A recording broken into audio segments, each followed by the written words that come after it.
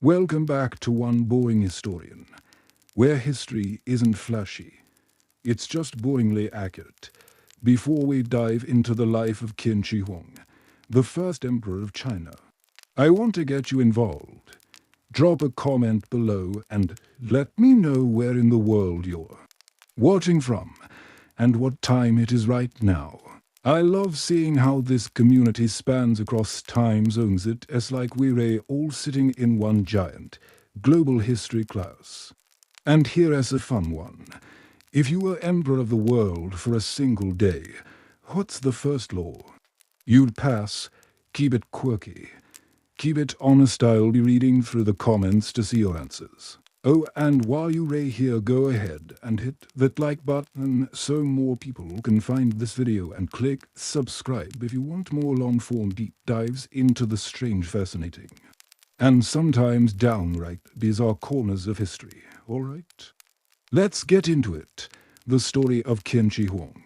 The Warring States period officially began around 475 BC, though its roots stretched back even further.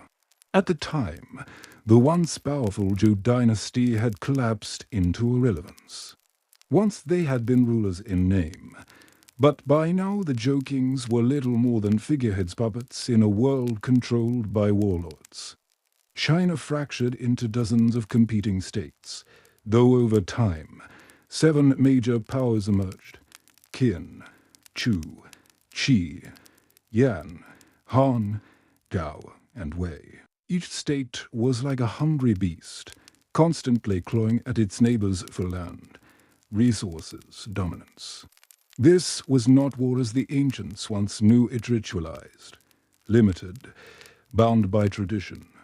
This was something new: total war, fought with massive armies and brutal efficiency. Armies of the warring states weren't a few thousand men with spears and chariots. By the 3rd century BC, some battles saw hundreds of thousands of soldiers clashing at once. States invested heavily in military infrastructure, raising permanent standing armies that dwarfed anything the world had seen up to that point. Weapons advanced too. Iron replaced bronze, creating stronger blades, deadlier spears, and sturdy armor.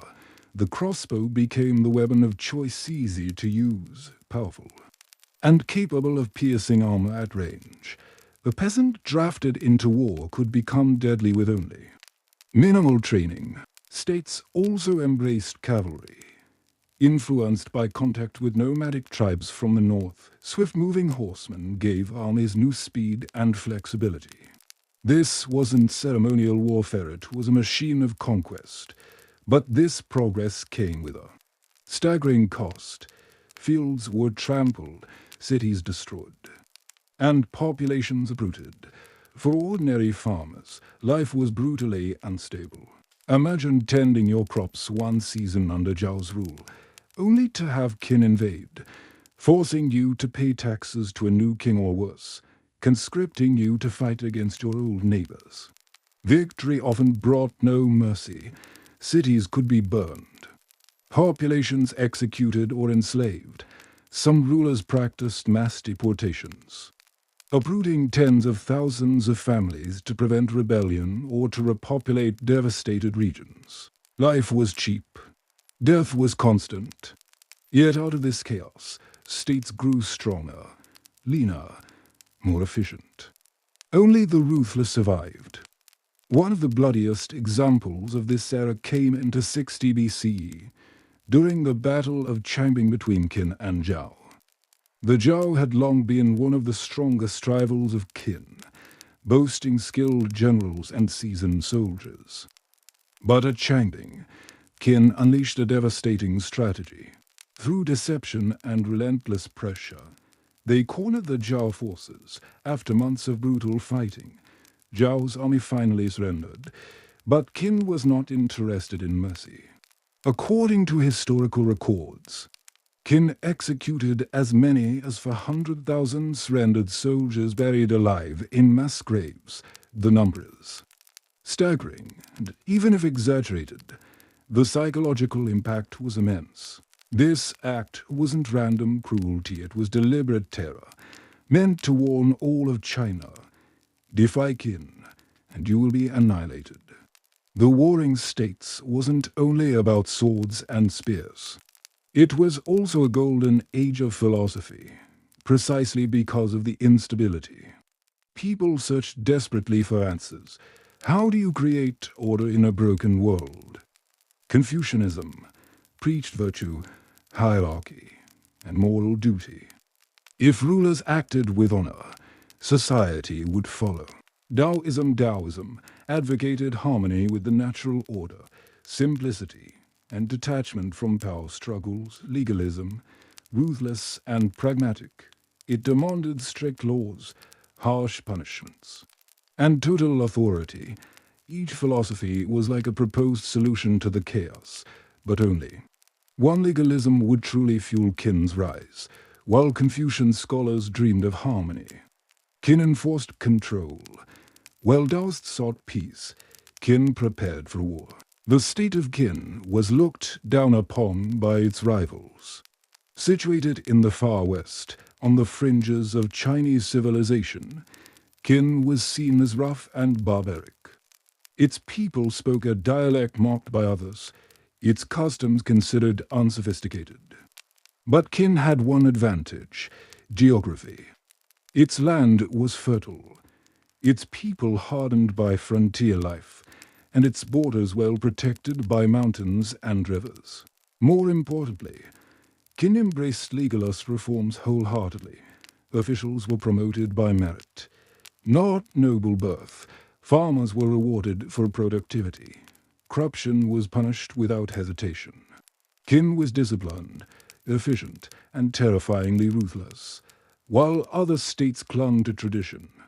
Qin prepared for domination. The warring states wasn't just fought on the battlefield, it was fought in the shadows. Diplomats and spies moved constantly between courts. Alliances formed and shattered like glass. One year, Qi and Chu might unite against Qin. The next, one of them might betray the other, striking a secret deal. States sent assassins to eliminate rival kings. Intrigue was as deadly as the sword. It was in this environment that Sun Tzu's Art of War, though written slightly earlier, rose to prominence. Its principles of deception, adaptability, and psychological warfare became playbooks for generals. Amid the chaos, daily life went on. Farmers grew millet, rice, and wheat. Craftsmen forged tools and weapons. Markets bustled in walled cities, but everyone lived under the shadow of war. Taxes were crushing, labor conscription constant. Families dreaded the draft, knowing their sons might never return.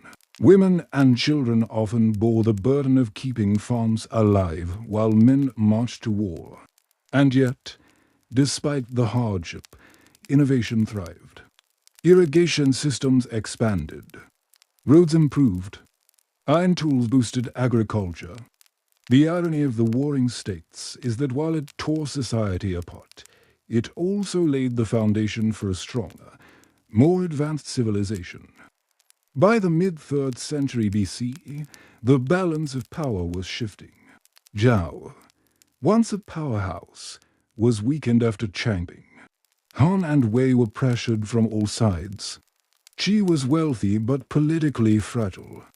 Chu remained strong, but overstretched. And in the far west, Qin sharpened its blade. It was clear that the era of endless war was reaching its climax. The question wasn't if one state would rise, it was which state. The answer would come in the form of a young king, Yingzheng of Qin, a boy born into a world of treachery, danger, and ambition. A boy who would crown himself the first emperor. The warring states period was not merely a backdrop, it was the furnace that forged Qin Shi Huang. Without centuries of chaos, Qin's ruthless efficiency would never have triumphed. Without brutal wars, legalism would never have seemed necessary. And without the collapse of rival states, there would be no empire to unify. From ashes and blood came a ruler who dreamed not only of conquering China, but of ruling forever. In the next chapter, we'll step into the dangerous early life of Ying Zheng, the young prince who would survive betrayal, assassination attempts, and palace intrigue to rise as the most powerful man in China's history. Conquest had brought victory. By 221 BCE, the warring states were gone, and for the first time in history, China was united under one ruler. But Qin Shi Huang was not content with being remembered as a conqueror. He wanted to be something greater, the founder of a new age. This chapter explores how the first emperor reshaped his empire, standardizing laws, roads, language, and even thought itself, turning his vision of unity into a reality. It was a revolution in government, but one that came with an iron fist. When Ying Zheng declared himself the first emperor in 221 BCE, it was more than a new title, it was a statement of identity. Kingship had ended. Empire had begun. Huang, referencing the mythical three sovereigns of ancient Chinese law, semi-divine rulers said to have taught humanity the arts of civilization. D, referencing the five emperors and the supreme deity, Shangdi. By adopting this title, Qin Shi Huang claimed to be above all kings, above all dynasties, a ruler chosen by heaven itself to oversee all under heaven. Jiangxia. This act wasn't just about prestige. It created a new political reality. There would never again be multiple kings within China. There would be one emperor, one throne, and one empire. Qin Shi Huang wasted no time in dismantling the old systems of governance. In the past, China's states had been run by feudal lords, hereditary nobles who often acted like kings in their own regions. The emperor saw them as a threat, so he abolished feudalism. In its place, he installed a system of commanderies and counties, each governed by officials directly appointed by the central government. No longer would local rulers pass power to their sons. Authority flowed from the emperor, and the emperor alone. This centralization allowed Qin Shi Huang to control his vast empire directly. But it also angered those who had once enjoyed privilege. Many nobles grumbled, but those who resisted were punished severely. The emperor's message was clear. Loyalty was not to family, but to the throne. Perhaps Qin Shi Huang's most lasting reforms were his efforts to standardize his empire. Centuries of division had left each region with its own customs, laws, and even measurements. To unite them, Qin Shi Huang imposed uniformity. Writing, a standardized script, was adopted. Before, different states used varied characters, making communication difficult. Now, officials across the empire could read the same documents, binding the country together through language. Currency, the emperor introduced a uniform coin, a round bronze piece with a square hole in the center. This replaced dozens of local currencies, making trade consistent from one end of the empire to the other. Weights and measures, grain, cloth, and tools were all measured by the same system, ensuring fairness in markets. Roads and axles. Roads were built or widened across the empire. Even the width of cart axles was standardized so that all wagons fit the same ruts, allowing smoother transport. These reforms may sound technical, but their impact was enormous. For the first time, China was not a patchwork of systems, it was a single, interconnected whole. To maintain unity, Qin Shi Huang poured resources into infrastructure. Roads, a massive network of highways radiated out from the capital, Xianying, linking distant provinces. Soldiers could march swiftly, and messengers could carry decrees across the empire in days rather than weeks. Canals, waterways were expanded to move grain and goods, feeding both cities and armies. The Great Wall, though not the continuous structure we know today, Qin connected existing regional walls into a vast defensive line along their northern frontier. Built with forced labor, it was both a defense against nomads and a symbol of imperial power. The labor required was immense. Hundreds of thousands of peasants, soldiers, and convicts were conscripted. Many died from exhaustion, starvation, or harsh conditions. The emperor's ambition was vast, but it was built on the backs of his people. Qin Shi Huang's empire ran on legalism, the harsh philosophy that had long guided Qin's rise. Legalism emphasized strict laws, severe punishments, and absolute authority. Minor crimes could result in mutilation or death. Families were punished for the crimes of their relatives. Collective responsibility kept communities policing themselves. These laws terrified the people into obedience. Critics claimed they stifled culture and freedom. Supporters argued they created stability after centuries of chaos. To Qin Shi Huang, mercy was weakness. He believed that only through fear could order be maintained in such a vast empire. The emperor's obsession with control extended even to ideas. Into 13 BC, fearing that scholars might undermine his rule by referencing the past, Qin Shi Huang ordered a crackdown on writings. Works on history, philosophy, and poetry were burned, except those useful for agriculture, medicine, or the state. Scholars who resisted were punished. Some accounts say hundreds were executed by being buried alive. The truth of these accounts is debated, but the symbolism is clear. The emperor wanted to erase the past and make himself the center of history.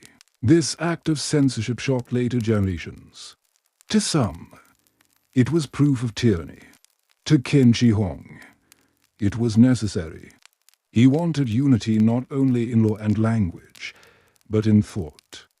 For ordinary people, life under Qin Shi Huang was a mix of opportunity and suffering. Farmers benefited from standardized systems and expanded irrigation, but they were heavily taxed and often conscripted for labor projects.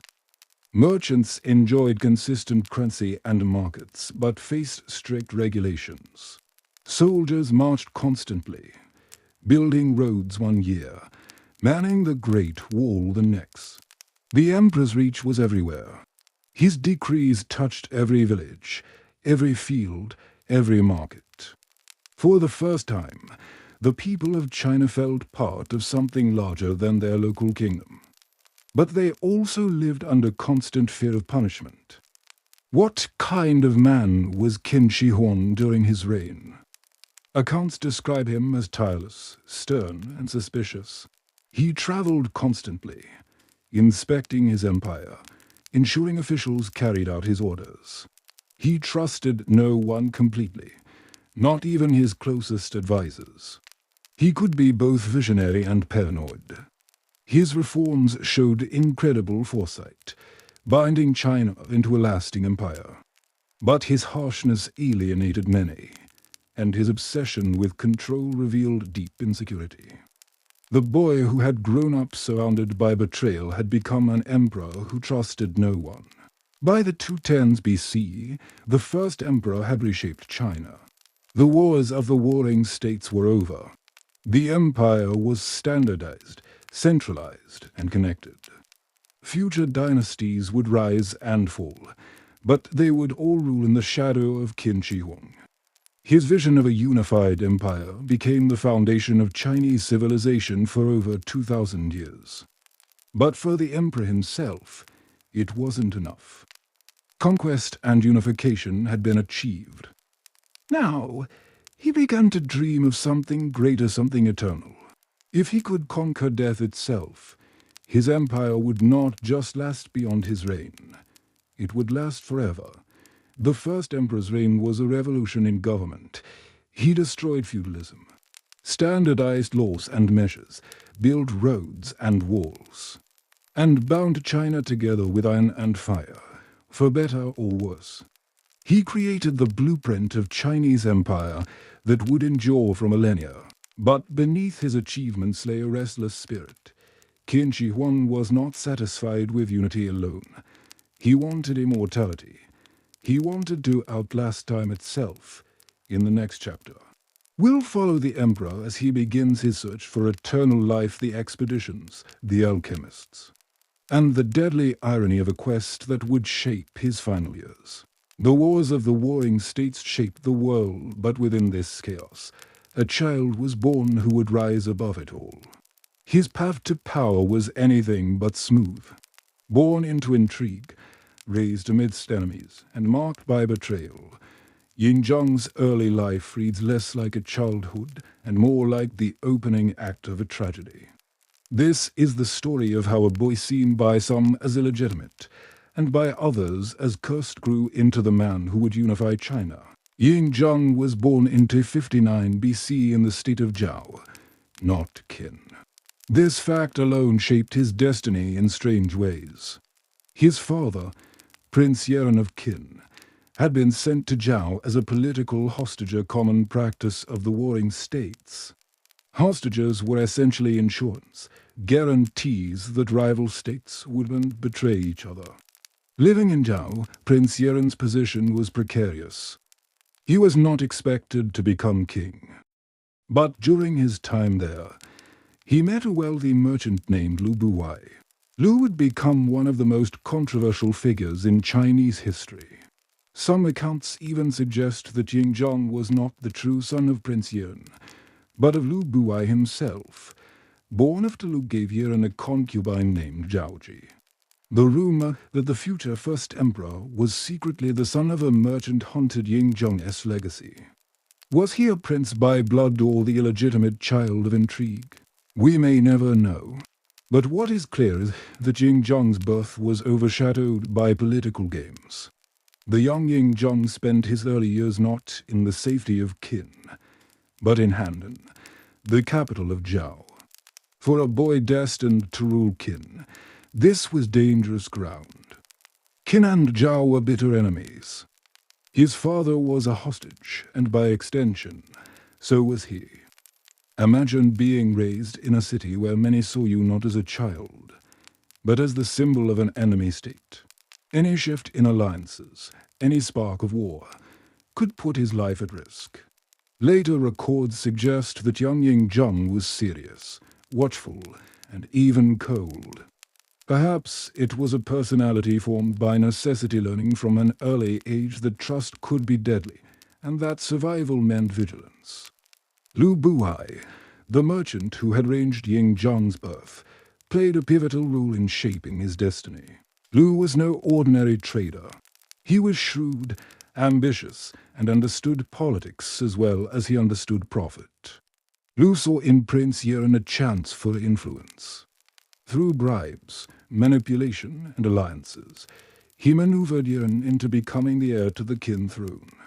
When King Zhaoxiong of Qin died, Yaran ascended as King Zhuangshong of Qin. This sudden reversal changed everything. Ying Zhang, once a vulnerable child in hostile Zhao, was now the crown prince of Qin. At just 13 years old, his life would transform again. In 246 BC, King Zhuangxiong died suddenly, after ruling for only 3 years. His death thrust the throne onto his son's shoulders. Ying Zhang, barely a teenager, became king of Qin. But a boy king was vulnerable. Real power in those early years rested with his mother, Queen Dowager Zhaoji, and with Lu Buwai, who had positioned himself as Chancellor of Qin. Imagine the scene: a kingdom at war, generals plotting in distant provinces, rival states watching hungrily. And at the center of it all, a 13-year-old boy expected to command one of the most ambitious states. In China, the Qin court was a nest of vipers. Lu Buwai pulled the strings, enriching himself while presenting himself as protector of the young king. Queen Zhaoji, meanwhile, became infamous for scandal. Historical texts often hostile and sensational claim she took lovers openly. Even one giant of a man named Laoi, who was smuggled into the palace disguised as a eunuch. Together, Zhaoji and Lao supposedly plotted to overthrow Yingzheng, even fathering children together in secret. When the conspiracy was uncovered, the fallout was brutal. Lao I was executed by being torn apart, his family exterminated, and Zhaoji was disgraced. Yingzheng was still a teenager when he saw firsthand how betrayal could come from even within his own bloodline. These early years left him with a deep distrust of others. Later in life, he would rely on no one completely, convinced that loyalty was a rare and fragile thing. As king, Yingzheng faced danger not only from within, but from without. Qin's rivals feared the growing power of this young monarch. More than once, plots were hatched to end his life before he could fulfill his ambitions. One infamous attempt came from an assassin disguised as a traveling doctor. Another from within the Zhou state, where his childhood ties still made him a target. Each time, Yingzheng escaped, but the message was clear. Power made him a marked man. These attempts only hardened him. A boy who grew up under the constant threat of assassination would naturally grow into a ruler obsessed with security, control, and power. What was Yingzheng like as a young man?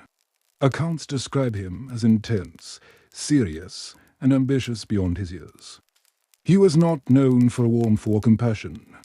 Instead, he was described as having a commanding presence, with sharp eyes and a will that bent others to his control.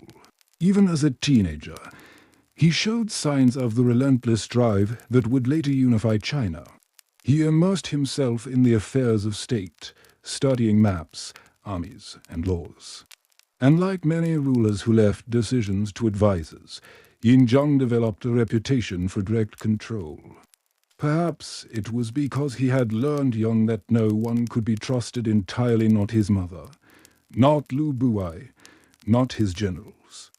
To rule Qin, he would need to master Qin himself. For a time, Lu Buai enjoyed immense power as the effective regent of Qin. But Yingzheng grew older, and as he did, he began to assert himself. The rumors of Lu's true relationship to the royal family, perhaps even as Yingzheng's biological father, only added to the tension. Eventually, Yingzheng forced Lu Buai out of power. The once great merchant fell from grace, stripped of influence. Some sources claim he later committed suicide by poison, unable to bear the humiliation. With Lu gone and his mother disgraced, Yingzheng had consolidated power in his own hands. Still only in his early 20s, he now ruled Qin directly. While Yingzheng was navigating palace intrigue, Qin's armies marched on. Generals like Wang Jian and Meng Yao were testing Qin's strength against rival states. Every campaign brought new victories, new land, and new enemies. Yingzheng's throne was built not only on political maneuvering, but on the back of military success. The boy king was coming of age just as Qin was reaching its peak strength. The stage was set for conquest. Yingzheng's early life was anything but easy. Born into rumors of illegitimacy, raised in enemy territory, betrayed by those closest to him, and targeted by assassins. He learned one lesson above all others: power could only be held through absolute control. By the time he reached his 20s, he had survived palace conspiracies, crushed his enemies at court, and seized command of his kingdom. He was no longer just a boy king. He was a ruler preparing to unleash Qin's full might upon the warring states. In the next chapter, we will follow Yingzheng as he begins his road to conquest, the campaigns, the strategies, and the ruthless ambition that would bring all of China under one crown. The boy king was now a man. Yingzheng, once vulnerable to palace plots and assassins, had secured his throne. But in the warring states, survival wasn't enough. A ruler who merely held power would be consumed by stronger neighbors. If Ying wanted to keep Qin alive and if he dared to dream of something greater, he had to go on the offensive. And so began the campaign that would transform Qin from a western outlier into the hammer of China. The road to empire was paved in blood, and Ying was ready to march. By the time Ying turned 20, he was no longer the boy protected by regents. He was a king in his own right, and he wasted no time in reshaping Qin's destiny. Qin was already different from its rivals. The legalist reforms of Shanyang, instituted decades earlier, had hardened Qin into a disciplined state. Nobility mattered less than merit. Soldiers were rewarded based on kills and conquests, not bloodlines. Farmers who grew more grain were given land, while the lazy or corrupt were punished harshly. This system was brutal, but it was effective. While other states still clung to old aristocracies, Qin was becoming a war machine. Ying inherited that machine, and he intended to drive it harder than anyone before him. Every great conqueror surrounds himself with talent, and Ying greatest asset was his stable of generals. Wang Jian, the seasoned commander, was cautious and calculating. He believed in overwhelming numbers and preparation. Victory belongs to patience, he was known to say. Wang Ben, his son, was more daring, eager to strike quickly, but equally skilled. Together, father and son became the backbone of Qin's campaigns. Meng Ao, and later his relative Meng Jian, were fierce military leaders who secured Qin's frontiers and built the early walls that would become part of the Great Wall. Li Xin, a younger general, bold to the point of recklessness, would become both a weapon and a liability in Qin's campaigns. Ying wasn't just a passive monarch. He studied his generals, rewarded success, and removed those who failed. His eye for talent and his willingness to trust no one fully kept Qin's army sharp. The state of Han was the weakest of Qin's neighbors, squeezed between stronger powers. For centuries it had survived by diplomacy, shifting alliances and playing rivals against each other. But by the time Ying took power, Han was little more than a target waiting to be conquered. In 230 BC, Qin struck decisively. General Neishi Teng led the invasion. Han's armies, weary and undermanned, collapsed quickly. Within months, Han surrendered completely. For Ying it was the first taste of what would become a familiar pattern: identify the weakest rival, strike ruthlessly, and absorb its territory. With Han gone, Qin controlled the strategic gateway into the heart of China. The dominoes had begun to fall. Next came Wei, once a strong state, but now a shadow of its former self. Wei had been weakened by wars with Zhao and Qi, leaving it vulnerable to Qin's advance. Ying generals didn't rely only on force. Into 25 BC, they used engineering as a weapon. Qin troops diverted the waters of the Yellow River, unleashing a devastating flood on Wei's capital, Dalian. The city's walls crumbled under the torrent. Streets turned into rivers, homes into ruins. Facing both Qin's armies and the unstoppable floodwaters, Wei had no choice but to surrender. It was more than a conquest, it was a demonstration. Qin had shown that it could bend not just men, but nature itself to its will. While Han and Wei fell quickly, Zhao was a different challenge. Zhao had once been a powerhouse of the warring states. Its cavalry was renowned, its generals respected. But Zhao had never recovered from the catastrophe at Changbing into 60 BC, when Qin executed hundreds of thousands of its captured soldiers. Even so, Zhao remained defiant. Ying knew he could not allow Zhao to linger as a rival. Beginning in the 220s BC, Qin launched campaign after campaign, battering Zhao's defenses. One of Qin's great victories came in 28 BC, when its armies captured Zhao's capital, and in the very city where Yingzhong had once lived as a child hostage. Imagine the symbolism. The boy who had once been a prisoner now returned as conqueror, his armies marching through the same streets where he had grown up surrounded by enemies. Zhao was broken. The state collapsed, its royal family scattered, and its people brought under Qin's rule.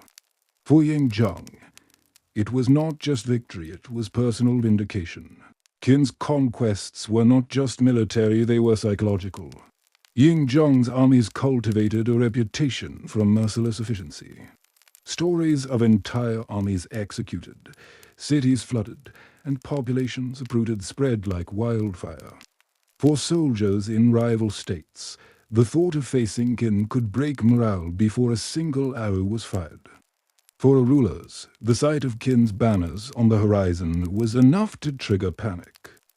Some surrendered without a fight, hoping to spare their people from annihilation.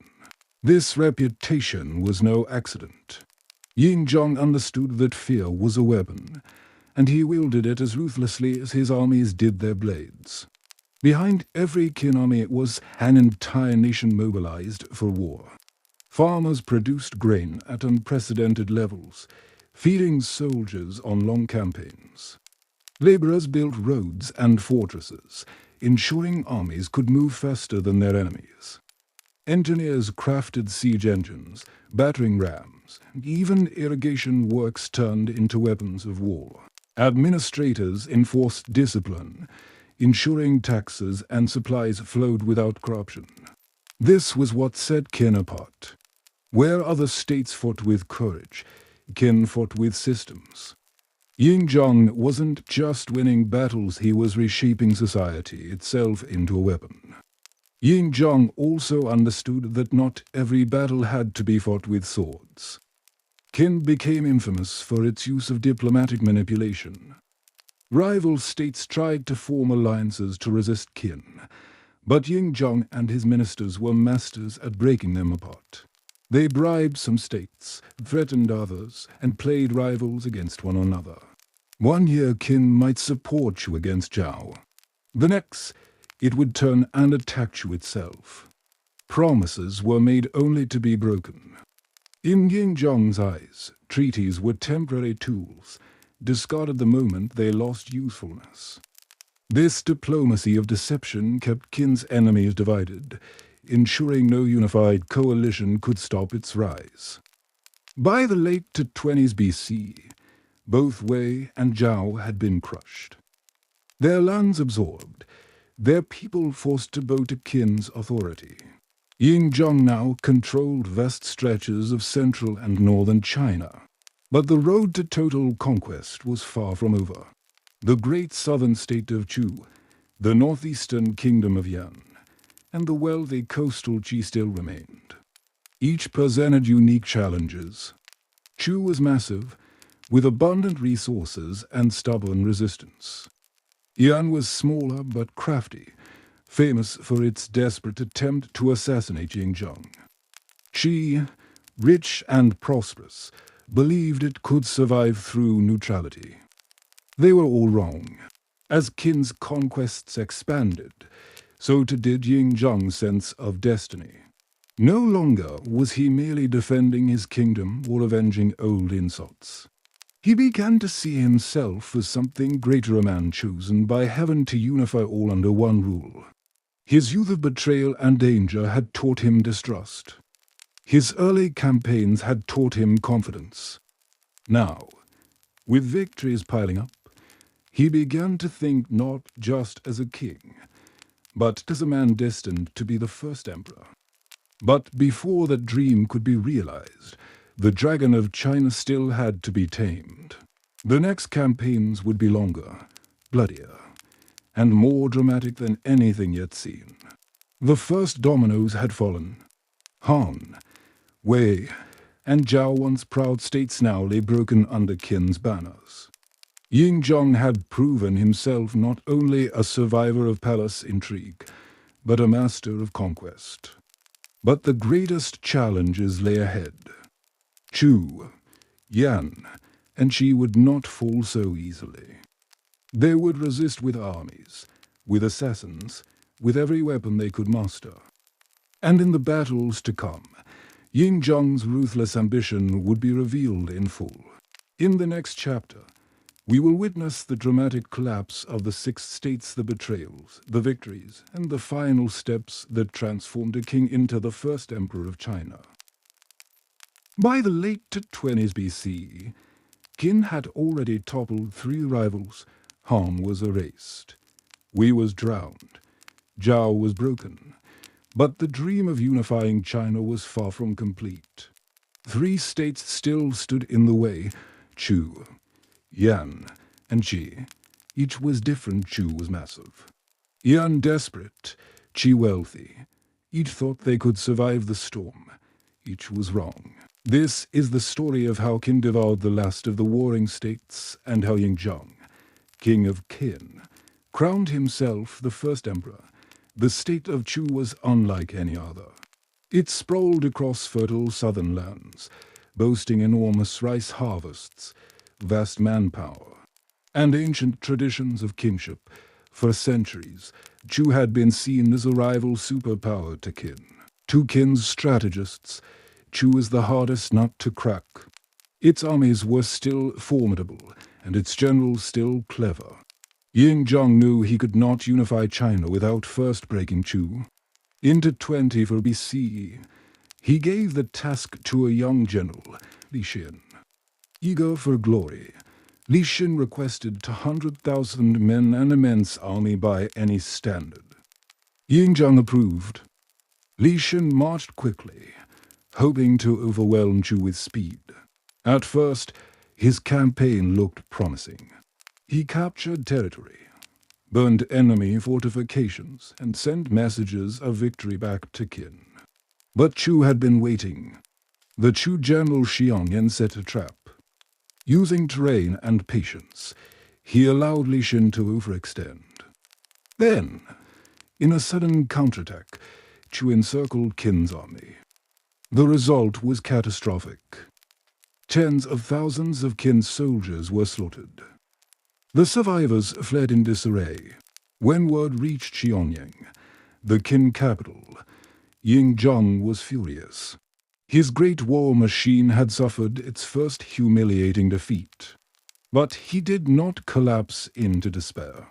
Instead, he recalculated. In the wake of disaster, Ying Zhong turned to his most trusted commander, the veteran Wang Jian. Now, in his 60s, Wang Jian was cautious where Li Xin had been bold. At first, he demurred, claiming he was too old to lead such a campaign. But Ying Zhong persisted. Finally, Wang Jian agreed on one condition. He demanded an army of 600,000 men. The request was unprecedented. Some advisors scoffed. Surely half that number would be enough. But Wang Jian insisted. Against Chu, anything less would risk disaster. Ying Zhong approved. The campaign that followed was slow, deliberate, and crushing. Wang Jian fortified his camps, trained relentlessly, and refused to be baited into rash attacks. His discipline wore down Chu's will. When Qin finally struck, it struck like thunder. Chu's armies were shattered. Its capital fell. Its king was captured. The southern giant was no more. For Ying Zhong, the lesson was clear. Rash ambition could destroy an army, but patience and overwhelming force could destroy a kingdom. With Chu eliminated, attention turned north to Yan. Yan was smaller, poorer, and weaker than most of the other states. Its leaders knew Qin's conquest was inevitable. In desperation, they tried a different tactic: assassination. Into 27 BCE, Yan sent Jing, a skilled swordsman, to the Qin court. Jing carried a map of Yan's territory, ostensibly as a gift of submission. Hidden within the scroll was a dagger. When Yingzheng unrolled the map, Jing lunged. Chaos erupted in the palace. Accounts describe the king running round a pillar, Jing in pursuit. Guards rushed forward, but protocol forbade them from drawing weapons too close to the king. Yingzheng himself wrestled with the assassin until he finally broke free and counterattacked. Jing failed. He was cut down, and the attempt ended in blood. But the memory of the attempt haunted Yingzheng. From this moment, his paranoia deepened. He had nearly died, and he would never forget it. Soon after, Qin's armies marched north. Yan was no match. Its capital was captured, its royal family scattered. Another kingdom erased. Only Qi remained. Qi had long believed it could escape Qin's wrath by staying neutral. Unlike Zhao or Chu, it had avoided major wars in recent decades. Its fields were rich, its markets prosperous, its people relatively untouched by the devastation that had swept across the rest of China. Qi's rulers thought this would save them. They were wrong. By 221 BC, Qin armies advanced eastward. Qi, isolated and unprepared, barely resisted. Its capital was taken, its king surrendered, and its people were absorbed into Qin's growing empire. The dream realized with Qi's fall. Yingzheng had achieved the impossible. For the first time in history, all of China was united under a single ruler. The endless cycle of war, which had lasted for centuries, was over. The rival kings were dethroned, their armies dismantled, their lands absorbed. In triumph, Yingzheng proclaimed a new title, Huangdi Emperor. He was no longer king of Qin. He was Qin Shi Huang, the first emperor of Qin. The new title carried deep meaning. Huang evoked the mythic rulers of ancient China, semi-divine figures said to have brought order to the world. Di evoked the Shangdi, the supreme god of heaven. By combining the two, Yingzheng declared himself more than a king, he was a ruler of divine mandate. Unification through conquest was only the beginning. To keep China united, Qin Shi Huang implemented sweeping reforms, standardized writing. A single script replaced regional variations, allowing officials and scholars across the empire to read the same documents. Currency. Round coins with square holes were introduced, making trade consistent. Weights and measures, everything from grain to cloth to building materials was measured by the same system. Infrastructure, roads and canals were expanded, linking distant regions and allowing armies to move swiftly. These changes seemed simple, but they were revolutionary. For the first time, a farmer in Chu, a merchant in Qi, and a soldier in Zhao were all part of the same system. Qin had built not just an empire of land, but an empire of water. But Qin's unity came at a staggering cost. Millions had died in the wars of conquest. Whole cities had been destroyed. Ancient traditions of the conquered states were erased. Qin Shi Huang did not unite China with gentle persuasion, he did it with iron, fire and blood. His rule was absolute, his punishment severe, his demands relentless. To his supporters, he was a visionary who ended centuries of chaos. To his critics, he was a tyrant whose cruelty left scars that would never heal. The dragon was unified. 6 rival states had fallen, each crushed beneath Qin's armies. From the ashes of centuries of chaos rose a new empire, commanded by one man, Qin Shi Huang, the first emperor. But conquest was only the beginning. Having seized the throne of heaven and earth, the emperor now turned his gaze inward. He would reshape China's laws, its roads, its language, even its very sense of identity. And he would begin to dream of something greater still, immortality, in the next chapter. We'll explore the reign of the first emperor, the reforms, the power, and the relentless drive to shape not just an empire, but eternity itself. When we think of China, one image rises above all others, the Great Wall. But the wall most people imagine today stretching majestically over mountains was built centuries after Qin Shi Huang. The emperor's wall was rougher, harsher, and built with blood. It was not just a wall of defense, it was a wall of empire, raised by countless laborers who left their lives in the stones and earth. This chapter explores how the first emperor began one of history's greatest projects, and the human cost that made it possible. For centuries, China's northern frontier had been a zone of conflict. Beyond the borders lived nomadic tribes, skilled horsemen who raided farms and villages. Threatening stability, the most feared of these groups were the Xiongnu, ancestors of the steppe confederations that would later trouble empires for centuries. They were swift, mobile, deadly. Yin Zhang understood that conquest of the south and east was meaningless if the north remained insecure. He wanted not only to unify China internally, but to shield it from external threats. Walls were not new in China. Local kingdoms had long built defensive walls to protect their borders, but they were fragmented short stretches here and there, disconnected and often poorly maintained. Qin Shi Huang's vision was different. He ordered these walls to be linked together, creating a massive, continuous barrier across northern China. The project was staggering. Hundreds of thousands of laborers, soldiers, peasants, and convicts were conscripted. They worked with stone, tamped earth, and wood, building walls that stretched for thousands of kilometers.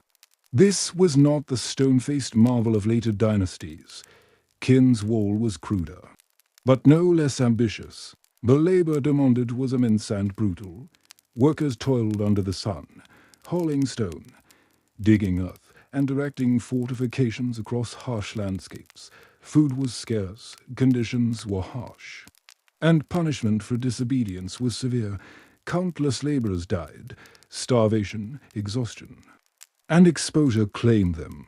Legends speak of bodies buried within the wall itself, though historians debate the truth of this image. What is certain is that the Great Wall became known as the world's longest cemetery. For the emperor, the wall was a monument to power. For the people, it was a symbol of suffering.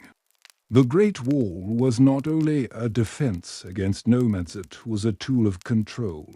By mobilizing vast numbers of people, the emperor demonstrated his absolute authority.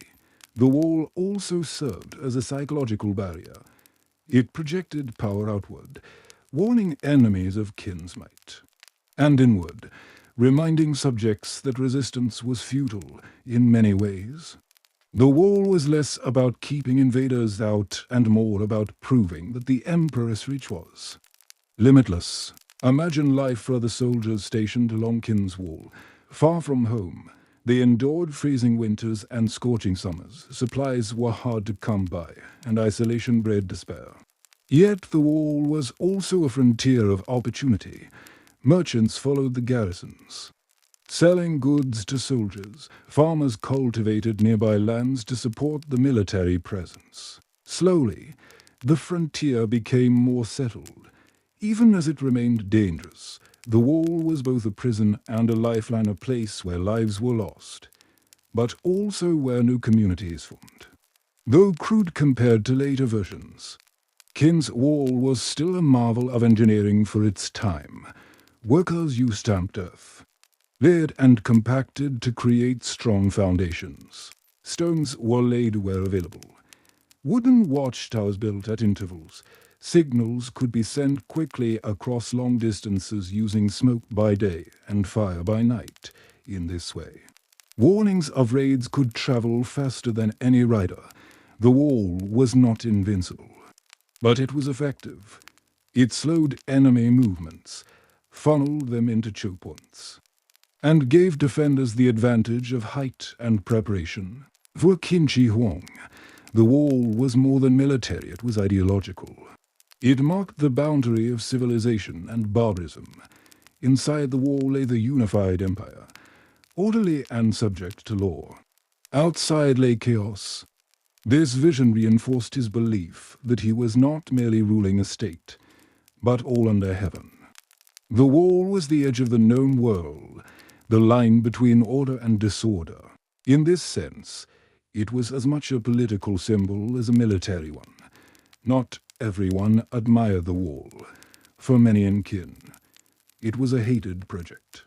Families were torn apart as sons and fathers were sent to labor far from home. Often never returning, fields went untended, leaving villages struggling. Even among officials, some questioned the emperor's relentless demands, but Qin Shi Huang tolerated no dissent. Critics risked execution or exile. The wall stood as a monument not just to unity, but to the cost of absolute power, though later dynasties would build over and expand Qin's wall. The emperor's project set the precedent. The idea of a continuous barrier across northern China became embedded in imperial policy. For centuries, rulers would look to the wall as both shield and symbol. The Qin wall itself has largely vanished, eroded by time. But its legacy remains in the cultural memory of China and the myth of the Great Wall. The Great Wall embodied the paradox of Qin Shi Huang's reign. It was visionary, an attempt to protect and define a vast empire. But it was also ruthless, built on suffering, enforced by fear. To later generations, the wall was both awe-inspiring and tragic. To the emperor, it was proof of his power. To his people, it was a reminder of his cruelty. The first emperor's wall was not the postcard monument we imagine today. It was raw, it was brutal, and it was soaked in blood. But it was also a vision of empire line across the world, declaring that China was one, and that its emperor would brook no challenge. Yet, even as Qin Shi Huang built walls to keep death at bay, he could not silence the fear growing in his own heart. The wall might hold back enemies, but nothing could hold back time. In the next chapter, we turn to the emperor's most extraordinary obsession, his quest for immortality. A dream that would send ships across the seas, alchemists into their labs, and poison into his veins. Qin Shi Huang had conquered death on the battlefield. He had destroyed his enemies, unified his empire, and declared himself the first emperor. But there was one enemy he could not fight with armies or walls, time itself, and so began one of the strangest chapters in history, the emperor's obsessive quest for immortality. A search that would send ships into uncharted seas, fill his palaces with alchemists and mystics, and ultimately bring about a deadly irony. To understand Qin Shi Huang's obsession, we must remember his childhood. He had grown up surrounded by betrayal, assassination attempts, and the constant threat of war. He had seen close allies executed and enemies wiped from existence. Now, even as emperor, his paranoia never faded. He feared conspiracies, assassins, and most of all the inevitability of death. He was no longer content with being the first emperor. He wanted to be the eternal emperor. In ancient China, alchemists claimed they could manipulate the elements to create elixirs of life. They experimented with minerals, herbs, and metals, searching for substances that could prolong existence. Qin Shi Huang gathered these alchemists to his court. They promised him that immortality was possible if only they could find the right formula. They spoke of magical ingredients, rare plants, and powerful minerals. The emperor spared no expense. Vast sums of treasure were poured into their experiments. Palaces became laboratories, and the search for immortality became a state project. But many of these so-called elixirs were dangerous. Alchemists often used mercury, arsenic, or jade powders. Believing they had mystical properties, Qin Shi Huang consumed some of these potions himself. Ironically, instead of granting life, They slowly poisoned his body. Modern historians believe that his eventual death may have been accelerated by mercury poisoning from these elixirs. The emperor, who wanted to live forever, was unknowingly killing himself. The alchemists also told tales of a mystical island in the eastern seas, known as Penglai, where immortals lived. On this island, they said, grew herbs that granted eternal life. Qin Shi Huang was captivated.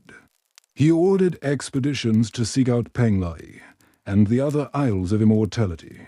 One of the most famous expeditions was led by the courtier Xu Fu, with ships carrying hundreds of men, women, and even craftsmen. Xu Fu set sail into the eastern seas. Legend says he never returned. Some stories claim he reached Japan, becoming a cultural figure in Japanese folklore. Others say he simply vanished, using the expedition as a chance to escape the emperor's rule. For Qin Shi Huang, it was a bitter disappointment.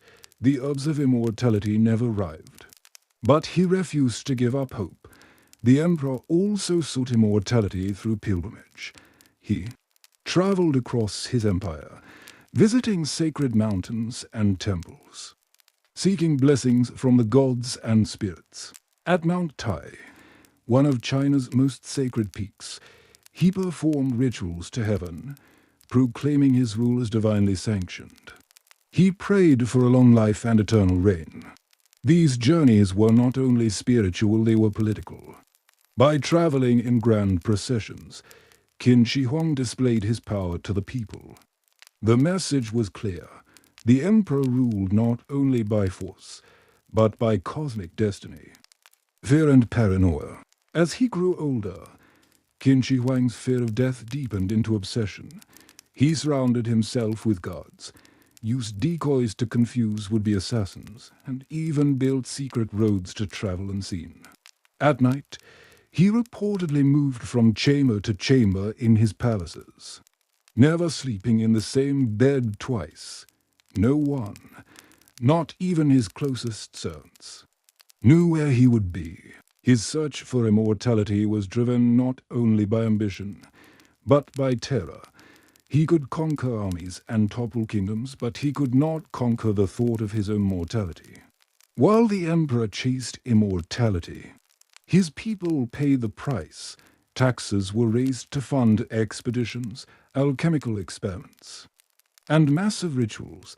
Thousands were conscripted into journeys or forced labor, never to return. For the common people, the emperor's dream of eternal life felt like another burden on already heavy shoulders. By the last years of his reign, Qin Shi Huang's health was declining. The elixirs he consumed may have damaged his body.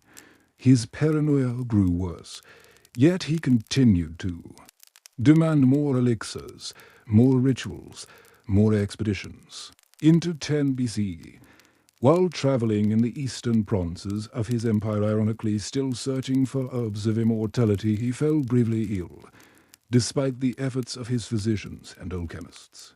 The emperor's body could not withstand time. He died at the age of 49, far younger than he had hoped. Qin Shi Huang had spent his life trying to escape death. He poured his wealth, power, and genius into the quest for immortality.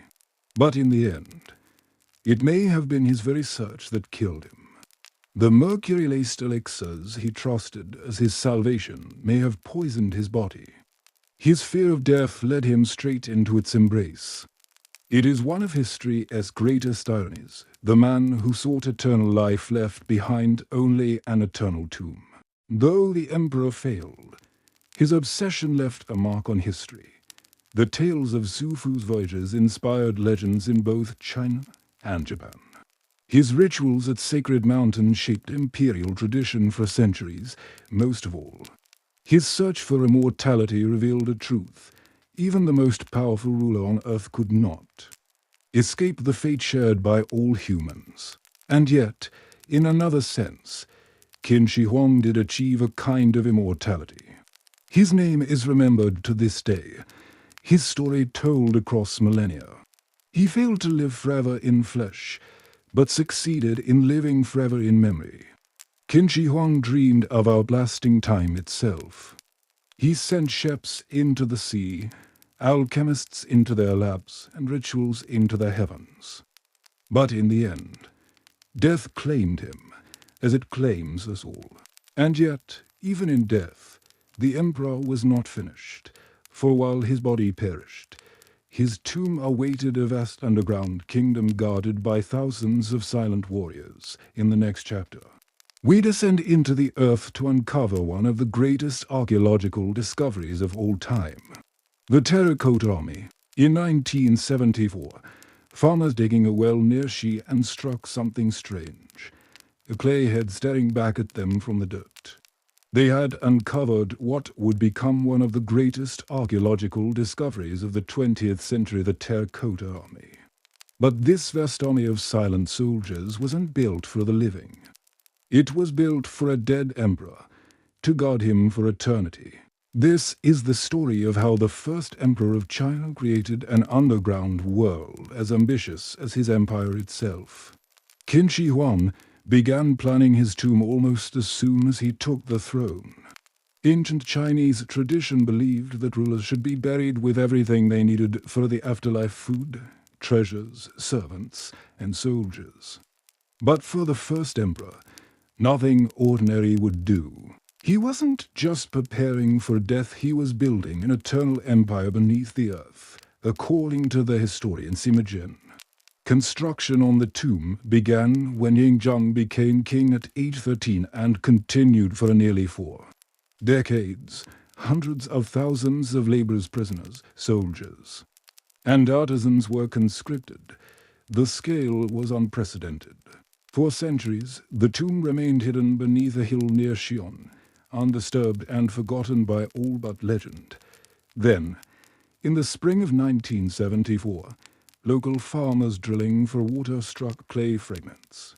Archaeologists rushed to investigate, and what they uncovered stunned the world.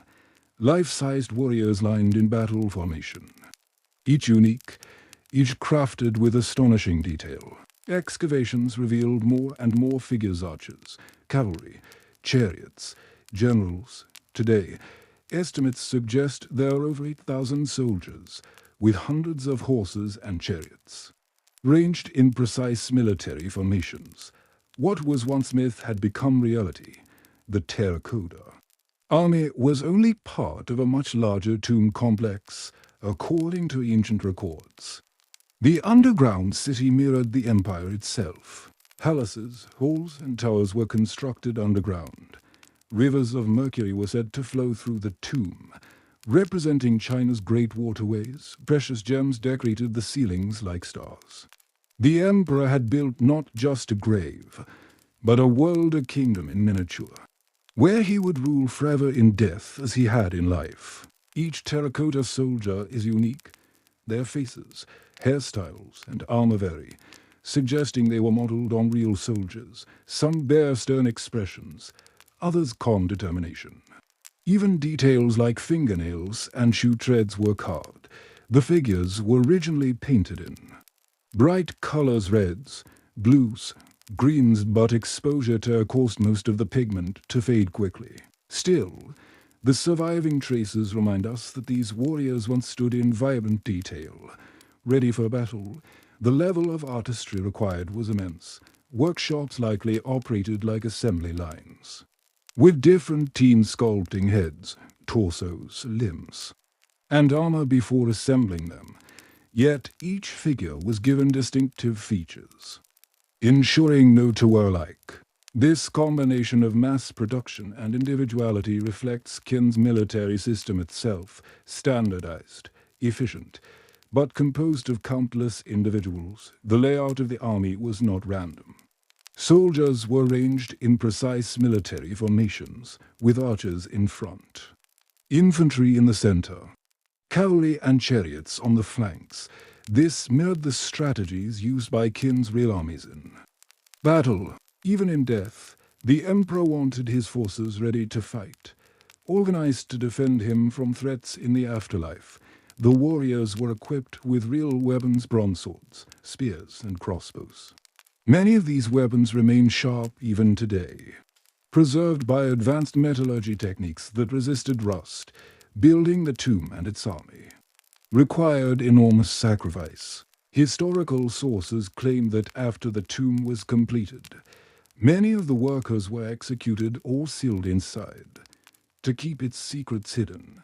Whether or not this is literally true, what is certain is that the project consumed lives, generations of laborers toiled underground, never to see the world outside again. The emperor's dream of eternity was built on human suffering. Despite decades of excavation, the central burial chamber of Qin Shi Huang remains unopened. Archaeologists fear that disturbing it could destroy fragile relics inside. Sima Jin described rivers of mercury flowing within the tomb.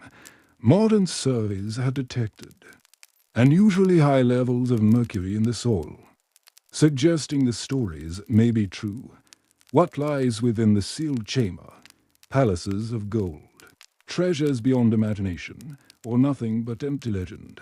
For now, the emperor still guards his secrets. The Terracotta Army symbolized more than protection. It was a statement of power. Just as the emperor had ruled China with overwhelming force, so too would he command an army in death. It also reflected his fear. Conquest had earned him enemies. Perhaps he believed that even in the afterlife, they might come for him. The clay warriors stood as eternal gods against vengeance. In this sense, the army was both triumphant and tragic. It showed the emperor's greatness, but also his paranoia. Today, the Terracotta Army is recognized as one of the wonders of the ancient world. Millions visit the site each year, gazing at the silent soldiers who have stood for over 2 millennia. For historians, they are a priceless window into Qin's military, art, and technology. For the world, they're a reminder of one man's ambition to defy death. And for China, they are a symbol of the nation's ancient unity and strength. The Terracotta Army is more than a marvel of archaeology. It is the echo of an emperor's dream to rule not just in life, but in death. Each soldier tells a story of power, ambition, and fear. Together, they stand as eternal guardians, silently watching over the man who built the first empire. But even as the emperor prepared for eternity underground, his life above the earth was ending. In the next chapter, we turn to his final days, the mysterious journeys, the paranoia, and the death that came despite all his efforts to escape it. Beneath a quiet hill near Xi'an lies one of the greatest mysteries in archaeology, the unopened tomb of China's first emperor. For over 2,000 years, it has remained sealed, holding secrets of unimaginable scale. Ancient texts describe palaces underground, rivers of mercury, and treasures beyond belief. But no one has dared to open it. This chapter explores the hidden tomb of Qin Shi Huang, the legends, the evidence, and the debate over whether it should ever be disturbed. The emperor's tomb lies beneath a mound known as Mabli. From the outside, it looks like a natural hill, but inside, it is a man-made mountain of earth covering an enormous underground complex. Construction began when Yingzhang first became king at the age of 13 and continued throughout his reign. By the time of his death in 10 BCE, the project had consumed decades of labor from hundreds of thousands of workers. The site covers nearly 38 square miles, making it one of the largest funerary complexes in the world. Our main source for the tomb comes from the historian Sima Jin. Writing about a century later, he describes a breathtaking underground world, palaces and halls filled with treasures, miniature rivers and seas, constructed with flowing mercury, a ceiling decorated with pearls and gems, forming a map of the heavens, crossbows set to fire automatically if the tomb were opened. According to his account, the tomb was an empire in miniature, designed so that the first emperor could rule forever beneath the earth for centuries. The claim of rivers of mercury sounded like myth, but modern scientific studies have detected unusually high levels of mercury in the soil around the tomb. This discovery suggests that the legends may be true. The idea of flowing liquid metal, used to represent rivers, shows both the emperor's ambition and the knowledge of ancient alchemists, who associated mercury with immortality. Yet mercury is also deadly if the tomb is opened. The fumes alone could be hazardous. In a sense, Qin Shi Huang's obsession with immortality continues to guard his resting place. Sima Jian also claimed that the tomb was rigged with mechanical traps crossbows set to fire automatically on intruders. Whether or not this is literally true, it reflects the emperor's paranoia. He feared enemies even in death. Just as he built the Terracotta Army to guard him, he may have designed his tomb as a fortress. Archaeologists debate whether such traps could have survived for over 2 millennia. But the possibility adds to the aura of danger around the site. Unlike the terracotta pits, which have been extensively excavated, the central burial chamber remains untouched. Chinese authorities have chosen not to open it, fearing irreversible damage. The pigments on the terracotta soldiers, for example, faded within minutes of exposure to air. Imagine what could happen to delicate artifacts sealed for 2,000 years without proper preservation techniques. Opening the chamber might destroy the very treasures it holds. For now, the emperor's secrets remain hidden. The mysteries of the tomb have inspired endless speculation. Some believe it holds unimaginable treasures, gold, jade, scrolls, and weapons. Others wonder if there are entire armies of yet undiscovered figures inside. Some imagine lost texts of philosophy or science that could change history. More fantastical theories suggest advanced knowledge. Even alien intervention are testament to how much the tomb has captured imaginations. What is certain is that the tomb represents the first emperor's ultimate ambition, to create a world in death as vast as the one he ruled in life. Like the Terracotta Army, the tomb was built on suffering. Historical accounts claim that many workers were executed after construction to keep its secrets safe. Whether this is true or exaggerated, the project consumed countless lives. Generations of laborers spent their entire existence building a monument they would never see completed. For them, the tomb was not a marvel, it was a prison. The question of whether to open the tomb divides scholars and the public alike.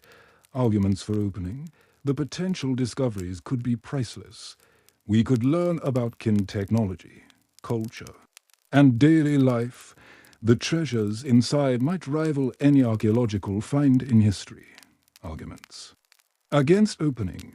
Our current preservation technology may not be advanced enough. Opening it could destroy artifacts forever, and some argue it is unethical to disturb a burial site, especially one meant to remain sealed. For now, the Chinese government has chosen caution. The tomb remains closed, waiting for a future when it can be explored safely, even in death. Qin Shi Huang achieved what he desired most: control. His body rests in a sealed chamber, guarded by clay warriors, rivers of poison, and layers of earth. No conqueror, no thief, no archaeologist has yet penetrated it. It is his final act of defiance against time, his last fortress against mortality. The emperor failed to escape death in life, but in a way, he succeeded. His tomb and army have given him a form of immortality. Billions know his name. Millions visit his site every year. His story has been told for over 2,000 years. Perhaps that is the real secret of his tomb, that the memory of Qin Shi Huang endures, sealed not only in earth and stone, but in human history. Beneath Mount lies a mystery unlike any other. Rivers of mercury, palaces of treasure, traps for intruders, whether fact or legend. The tomb of Qin Shi Huang has kept its secrets for over 2 millennia. And perhaps that is how the first emperor wanted it. He dreamed of ruling forever. And in some ways, He has, but no wall, no army, and no tomb could save him from death itself. In the next chapter, we turn to his final days, the illness, the secrecy, and the desperate measures taken to protect his legacy even as his body failed him. By 210 BC, Qin Shi Huang had ruled for decades. He had conquered China, built walls across its frontiers, raised an army of clay, and sought immortality in every corner of the land. But even the first emperor could not escape what he feared most. This is the story of his final journey, the secrecy that followed, and the death that would shake the empire he built. In the spring of 210 BC, the emperor embarked on what would be his fifth great tour of the empire. These journeys were partly political demonstrations of his power across the land and partly spiritual. He traveled east, visiting sacred mountains, performing rituals, and seeking omens of longevity. His alchemists still promised that immortality might be found perhaps on distant islands, perhaps in rare herbs. The emperor, though aging, remained restless. He wanted reassurance that his reign would last forever, but fate had other plans while traveling. Near the coast, Qin Shi Huang fell ill.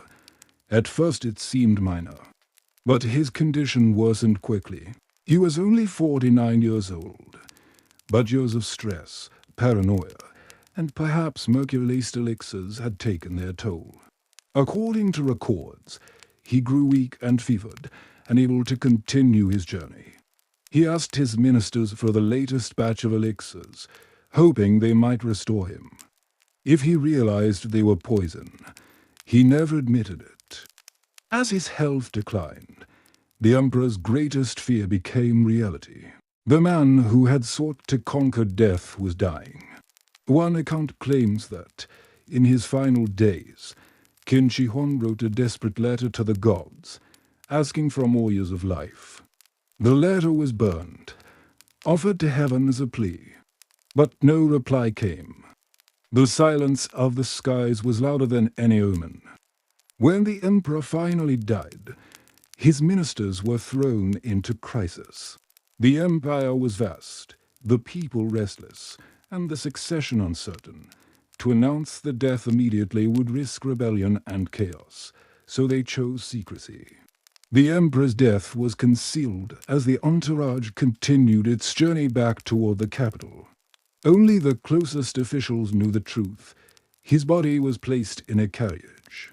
To mask the smell of decay in the summer heat, carts filled with fish were ordered to travel alongside, disguising the odor. The people along the road saw nothing unusual, only the emperor's procession, continuing as always. Few realized that the ruler of all under heaven was already dead. Behind the scenes, intrigue erupted. Qin Shi Huang had many sons, but no clear heir was firmly established. His eldest, Fuzhou, was stationed in the north with General Meng Jian, guarding the frontier. Fuzhou was known for his more humane outlook, and many saw him as the rightful successor. But to powerful ministers Li Si, the chancellor, and Zhao Gao, the eunuch had other plans. They feared Fuzhou would weaken their power, so they forged the emperor's final edict. In the forged decree, Fuzhou was ordered to commit suicide. Shockingly, he obeyed. With Fuzhou gone, a younger son, Hahai, was placed on the throne as Qin Shi II emperor. The seeds of the dynasty's downfall were planted in this deception. The funeral procession slowly wound its way back to the capital, carrying the secret of the emperor's death. Imagine the scene, the summer sun beating down, soldiers marching in silence, fish carts rolling alongside the emperor's carriage, behind the facade of imperial dignity. Panic and conspiracy simmered by the time they reached Xiaoning. Weeks had passed. The emperor's body was interred in his massive tomb beneath Mount Lei. Though the central chamber remains sealed to this day, the first emperor's earthly journey was over. Qin Shi Huang had spent his life trying to escape death. He had consumed deadly elixirs, chased mythical islands, and built an underground empire to rule for eternity. But in the end, death came swiftly, as it does for all men. The irony was bitter. The very potions meant to prolong his life may have hastened his end.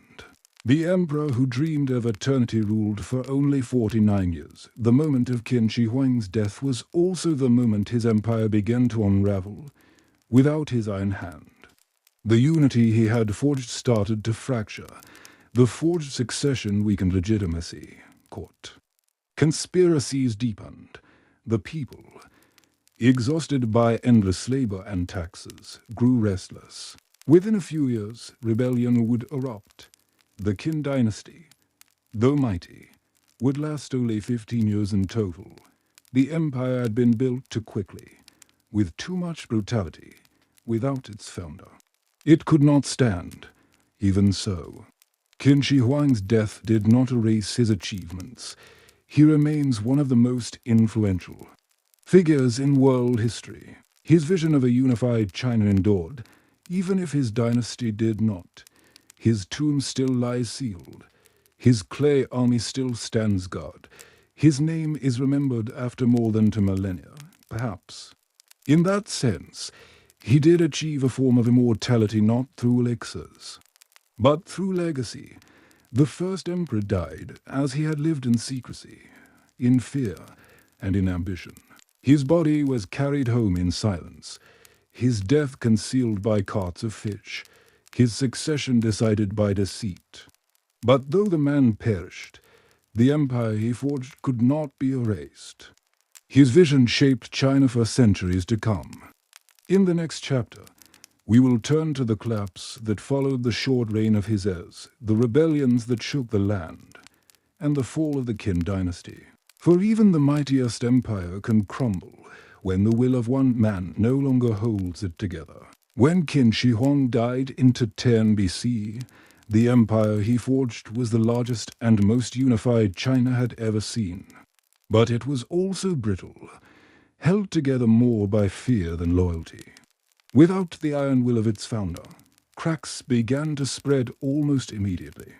This is the story of how the mighty Qin dynasty, which conquered all under heaven, fell within just a few years of its founder's death. The emperor's eldest son, Fuzhou, was widely considered the rightful heir, stationed with the respected General Meng Qian on the northern frontier.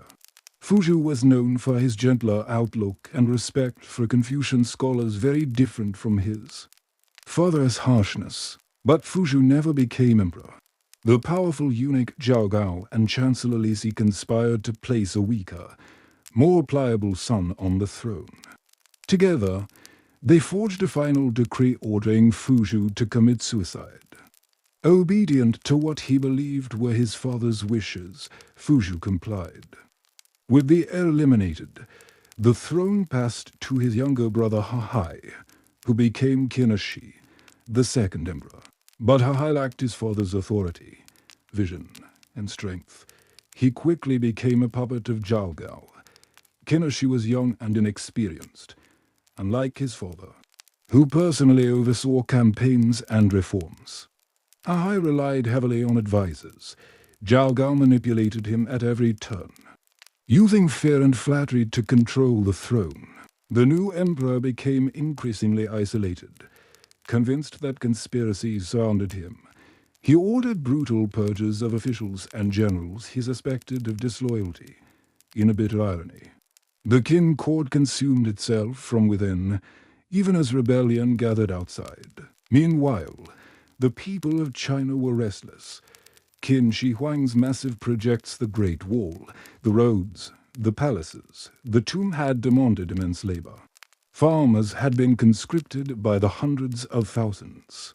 Leaving fields untended, heavy taxes drained households for years. The emperor's iron rule had silenced dissent, but with his death, resentment boiled over. The people no longer feared the dynasty as they had feared the first emperor. In 209 BC, only a year after Qin Shi Huang's death, rebellion ignited. Two men, Qin Shi and Huang were low-ranking officers ordered to lead a small group of soldiers to a distant garrison. Floods delayed their march, and by Qin law, failure to arrive on time was punishable by death. Facing execution, they chose defiance. They declared rebellion instead, rallying their men with the cry, "The empire belongs to no one man, it belongs to all under heaven." What began as a desperate gamble snowballed. Discontent spread like wildfire. Peasants, soldiers, and former nobles all rose in arms against Qin. Rebellions erupted across the empire. Former generals of the conquered states seized the moment, raising banners in Zhao, Chu, and Han within months. Vast swaths of territory were slipping from Qin control. The second emperor ordered campaigns to crush the uprisings, but his generals were divided and demoralized. Zhao Gao's influence at court led to paranoia and purges, weakening leadership further. The empire that had seemed eternal was unraveling with astonishing speed as rebellion spread. Qin grew increasingly unstable, manipulated by Zhao Gao. He ordered harsher punishments, deeper taxes, and even more executions. Instead of calming the empire, he inflamed resentment. Eventually, even his ministers and family turned against him. In 207 BCE, Zhao Gao forced the emperor to commit suicide just as Fushu had been forced years earlier. The puppet master then placed another child on the throne. But it was too late. Qin authority had collapsed. Amid the chaos, two leaders rose to prominence. Xiongnu, a warrior from Chu, was a fierce general known for his strength and charisma. He won battle after battle, becoming a hero of the anti-Qin resistance. Liu Bang, a former peasant and minor official, was more pragmatic and cunning, though less glamorous than Xiongnu. He built strong alliances and cultivated support among common people. Together, they led the coalitions that finally broke Qin's power. In 207 BCE, Qin's remaining forces attempted to resist at the Battle of Julu. Xiongnu led the rebels to a decisive victory, destroying what was left of Qin's army. The following year, rebel forces marched on Xiongnu, the Qin capital. The last emperor surrendered. The Qin dynasty was over just 15 years after Qin Shi Huang had declared himself the first emperor. After Qin's fall, Xiongnu sacked the capital. He looted its treasures and burned its palaces, destroying much of the splendor Qin Shi Huang had built. The dream of an eternal dynasty ended in flames. Yet, even as the city burned, the idea of a unified empire lived on. Qin's reforms standardized laws, currency, and writing survived, adopted by later dynasties. The Qin dynasty was short-lived, collapsing almost as soon as it was born, but its impact was enormous. Qin Shi Huang's vision of unity endured. Future dynasties Han, Tang, Song, Ming would all rule in the framework he created. One emperor, one empire, one system. Even today, the name China itself comes from Qin. The dynasty that lasted only 15 years gave its name to a civilization lasting thousands. The fall of the Qin dynasty was as swift as its rise. In the absence of the first emperor, the empire cracked under its own weight. Betrayal, rebellion, and corruption devoured it from within. Yet Qin's legacy was not erased. The empire may have collapsed, but the idea of a unified China endured, shaping the centuries to come. Qin Shi Huang is one of history's most polarizing figures to some. He was a visionary who ended centuries of chaos and laid the foundation for a unified China to others. He was a tyrant whose cruelty destroyed lives and whose dynasty collapsed under its own brutality. More than 2,000 years later, his shadow still looms over China. This chapter explores how the first emperor has been remembered both as a builder of nations and as a destroyer of freedom. On one side of history's ledger stands Qin Shi Huang the visionary. His reforms unified China not just in territory, But in system, standardized writing allowed communication across vast regions, uniform currency. Enabled trade on an unprecedented scale. Weights and measures ensured fairness in markets. Roads and canals tied the empire together. Centralized administration replaced feudalism with direct imperial rule. These changes created a blueprint for empire. Later dynasties adopted them, ensuring stability for centuries. Without Qin Shi Huang, China might have remained fragmented for generations. In this sense, he was not just a conqueror, but a nation builder. But on the other side stands Qin Shi Huang the tyrant. His reign was marked by relentless harshness. The Great Wall, the tomb, and other projects consumed countless lives through forced labor, heavy taxes and conscription, impoverished peasants, the burning of books and execution of scholars silenced intellectual dissent. Legalist laws punish even minor offenses with mutilation or death. His empire was built quickly, but it was also built on suffering. The very people who tilled his fields and built his monuments often hated his rule. This cruelty, many historians argue, was why the dynasty collapsed so quickly after his death. Fear alone could not sustain unity. Qin Shi Huang's greatest strength was also his greatest weakness, his obsession with control. He centralized power, but left no room for flexibility. He silenced critics, but in doing so, lost valuable advice. He pursued immortality, but poisoned himself with mercury. The emperor who dreamed of eternal stability created an empire that disintegrated in less than 2 decades. It is one of history's great contradictions. His vision of unity succeeded in the long run, but his dynasty failed in the short. Chinese history has often judged Qin Shi Huang harshly. Confucian scholars of the Han Dynasty, which replaced Qin, condemned him as a tyrant. They portrayed him as cruel, paranoid, and inhumane, an emperor who destroyed culture for power. Yet, even as they criticized him, they preserved many of his reforms. The Han Dynasty's success rested on the very foundations he had laid in later centuries. Chinese historians continued to debate him. Was he a necessary evil who ended chaos, or an unnecessary tyrant who destroyed too much in his quest for power? In modern times, Qin Shi Huang has been reinterpreted. For some, he is seen as a symbol of Chinese unity and strength, a leader who forged a nation out of chaos. His name lives on in the very word China, derived from Qin. His mausoleum and Terracotta Army are celebrated as national treasures. His story is taught as both a warning and a legacy. He is remembered not only as a man of cruelty, but as the first to dream of China as a single whole. At the same time, the darker image of Qin Shi Huang remains powerful. Literature and popular culture often portray him as the archetypal tyrant, ruthless, merciless, obsessed with immortality. Stories of his book burnings, his buried scholars, and his endless labor projects linger as symbols of authoritarian excess. Even outside China, his image is familiar. The conqueror who united with fear, the builder of walls and tombs, the man who could command armies but not his own mortality.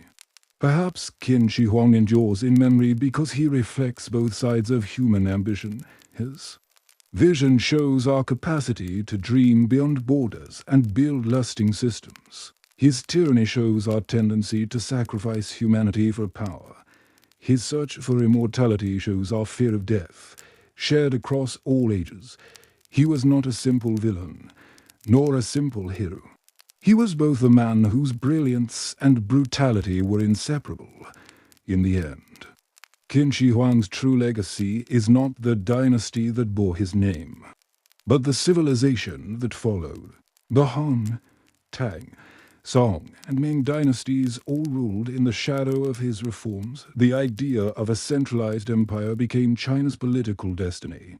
His monuments, the wall, the tomb, The clay army still stand as reminders of his ambition. His story is told not just in China, but round the world. He sought immortality through elixirs and failed, but through his impact on history, he achieved the immortality he craved. Qin Shi Huang remains one of the most complex figures in history. He was a builder and a destroyer, a visionary and a tyrant. He ended chaos but unleashed cruelty. He dreamed of eternity and yet feared death above all. More than 2,000 years later, we still debate him, still visit his tomb, still tell his story. And in that, perhaps, he succeeded, for though his body turned to dust, the first emperor of China lives on in legend, in history, and in the very idea of China itself. In the next chapter, we will step outside his personal story to explore the world he created, the Han dynasty that rose from Qin's ashes, and how Qin Shi Huang's legacy shaped the future of China. When Qin Shi Huang died in 10 BCE, his dynasty collapsed almost immediately. By 206 BCE, Qin was gone, overthrown by rebellion and consumed by civil war. But China did not return to chaos instead. A new dynasty rose, the Han. The Han condemned Qin as a tyranny, yet adopted many of its reforms. This chapter explores how the Han inherited the first emperor's vision, transforming his brutal empire into a lasting civilization. After Qin's collapse, China descended once more into war. Former nobles, generals, and rebel leaders fought for supremacy. The two most powerful figures were Shi Huang of Chu, the charismatic warrior, and Liu Bang, a former peasant turned general. Shi Huang was a hero of the battlefield, but arrogant and ruthless. Liu Bang was pragmatic, cunning, and skilled at building alliances. The struggle between them became the defining conflict of the post-Qin era. At first, Shi Huang seemed unstoppable. He crushed Qin's armies and burned the Qin capital of Xianyang, looting its treasures, but his brutality alienated allies. Liu Bang, meanwhile, positioned himself as a man of the people. He promised lighter taxes, less harsh punishments, and respect for scholars. His message resonated with a population weary of Qin's iron rule. In 200 BCE, Liu Bang defeated Shi Huang at the Battle of Gaixia. Shi Huang, realizing his cause was lost, committed suicide. Liu Bang declared himself emperor, founding the Han dynasty. The Han dynasty lasted for over a century, is one of the longest and most influential in Chinese history. Its rulers condemned Qin Shi Huang as a tyrant, yet they quietly kept many of his reforms. They retained Qin's centralized bureaucracy, with officials appointed by the emperor rather than hereditary nobles. They kept standardized writing, currency, and measurements, which allowed the empire to function smoothly. They continued expanding Qin's road and canal networks, strengthening communication and trade. But unlike Qin, the Han softened the harshness of legalism by blending it with Confucian ideals. Under the Han, Confucianism became the guiding philosophy of government. Where Qin had silenced scholars, the Han elevated them. Officials were expected to be virtuous, educated, and guided by moral duty. This shift gave the empire a softer face. Laws remained strict, but rulers were encouraged to act with benevolence, not just fear. It was a conscious reaction to Qin Shi Huang. The Han rulers wanted stability, but they also wanted legitimacy in the eyes of their people. By promoting Confucianism, they portrayed themselves as moral guardians rather than tyrants. For the common people, the transition from Qin to Han was dramatic. Taxes were reduced. Forced labor was eased. Though not abolished, scholars and traditions suppressed under Qin were revived, the contrast made. Han rule seemed merciful by comparison. Qin became the cautionary tale of what happens when rulers govern through fear alone. But Qin's shadow endured, yet Qin's legacy could not be erased. even as the Han condemned Qin Shi Huang. They ruled in the empire he had created. The geographic boundaries of Qin became the foundation of China's borders. The bureaucratic system he designed became the skeleton of future dynasties. The very concept of a single emperor ruling all under heaven came from him. In this way, Qin was both rejected and immortalized. The Han dynasty survived precisely because it learned from Qin's failures while building on Qin's successes. Under the Han, China flourished. Trade expanded along the Silk Road, connecting China to Central Asia, India, and even the Roman world.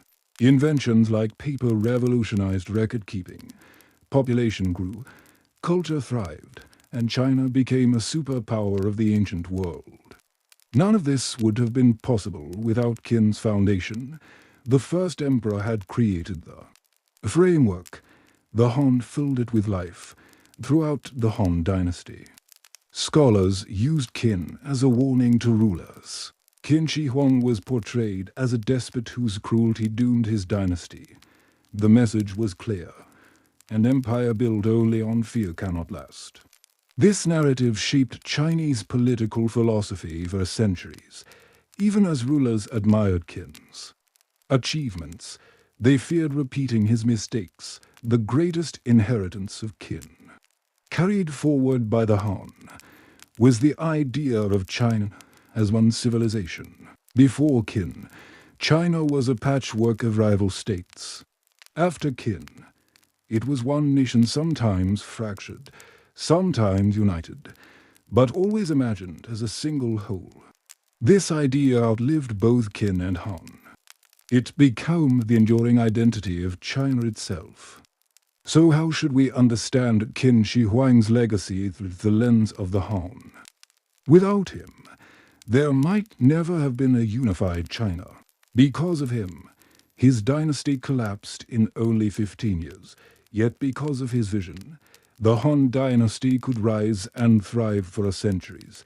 He was the tyrant who failed and the founder who succeeded.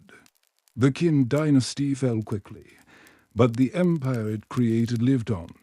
The Han dynasty, rising from its ashes, learned from its brutality while preserving its brilliance. In condemning Qin, the Han also acknowledged its debt. Qin Shi Huang may have been a tyrant, but he was also the architect of China itself. In the next chapter, we step back from history and look forward, exploring how the memory of Qin Shi Huang has echoed, not just in dynasties, but in modern China, shaping identity, politics, and culture even today. History never stays still.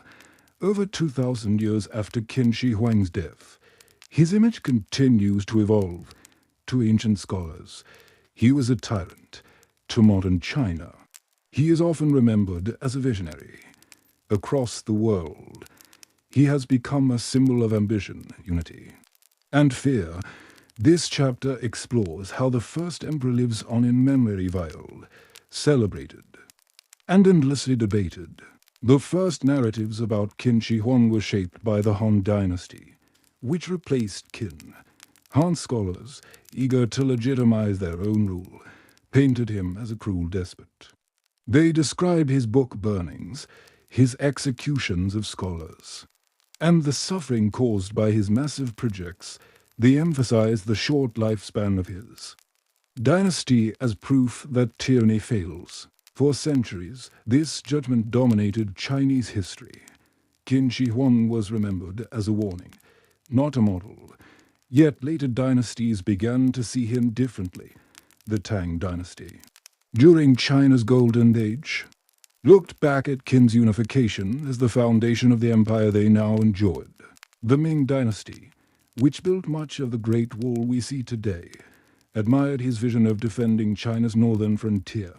The Qing dynasty, itself a conquest dynasty, saw parallels in Qin Shi Huang's ruthless methods. Each era reinterpreted him according to its needs, sometimes as a tyrant, sometimes as a visionary. In the 20th century, as China faced invasion, war, and revolution, Qin Shi Huang's image was revived. Nationalists and reformers pointed to him as the man who first united China. For a nation struggling to survive foreign powers, unity became the highest ideal. Qin Shi Huang, once reviled, was now praised as the founder of Chinese identity. Perhaps the most striking modern comparison came under Mao Zedong. Mao admired Qin Shi Huang's ruthlessness. He once joked that the first emperor had buried 460 scholars alive, but that he himself had surpassed that number by far, to now.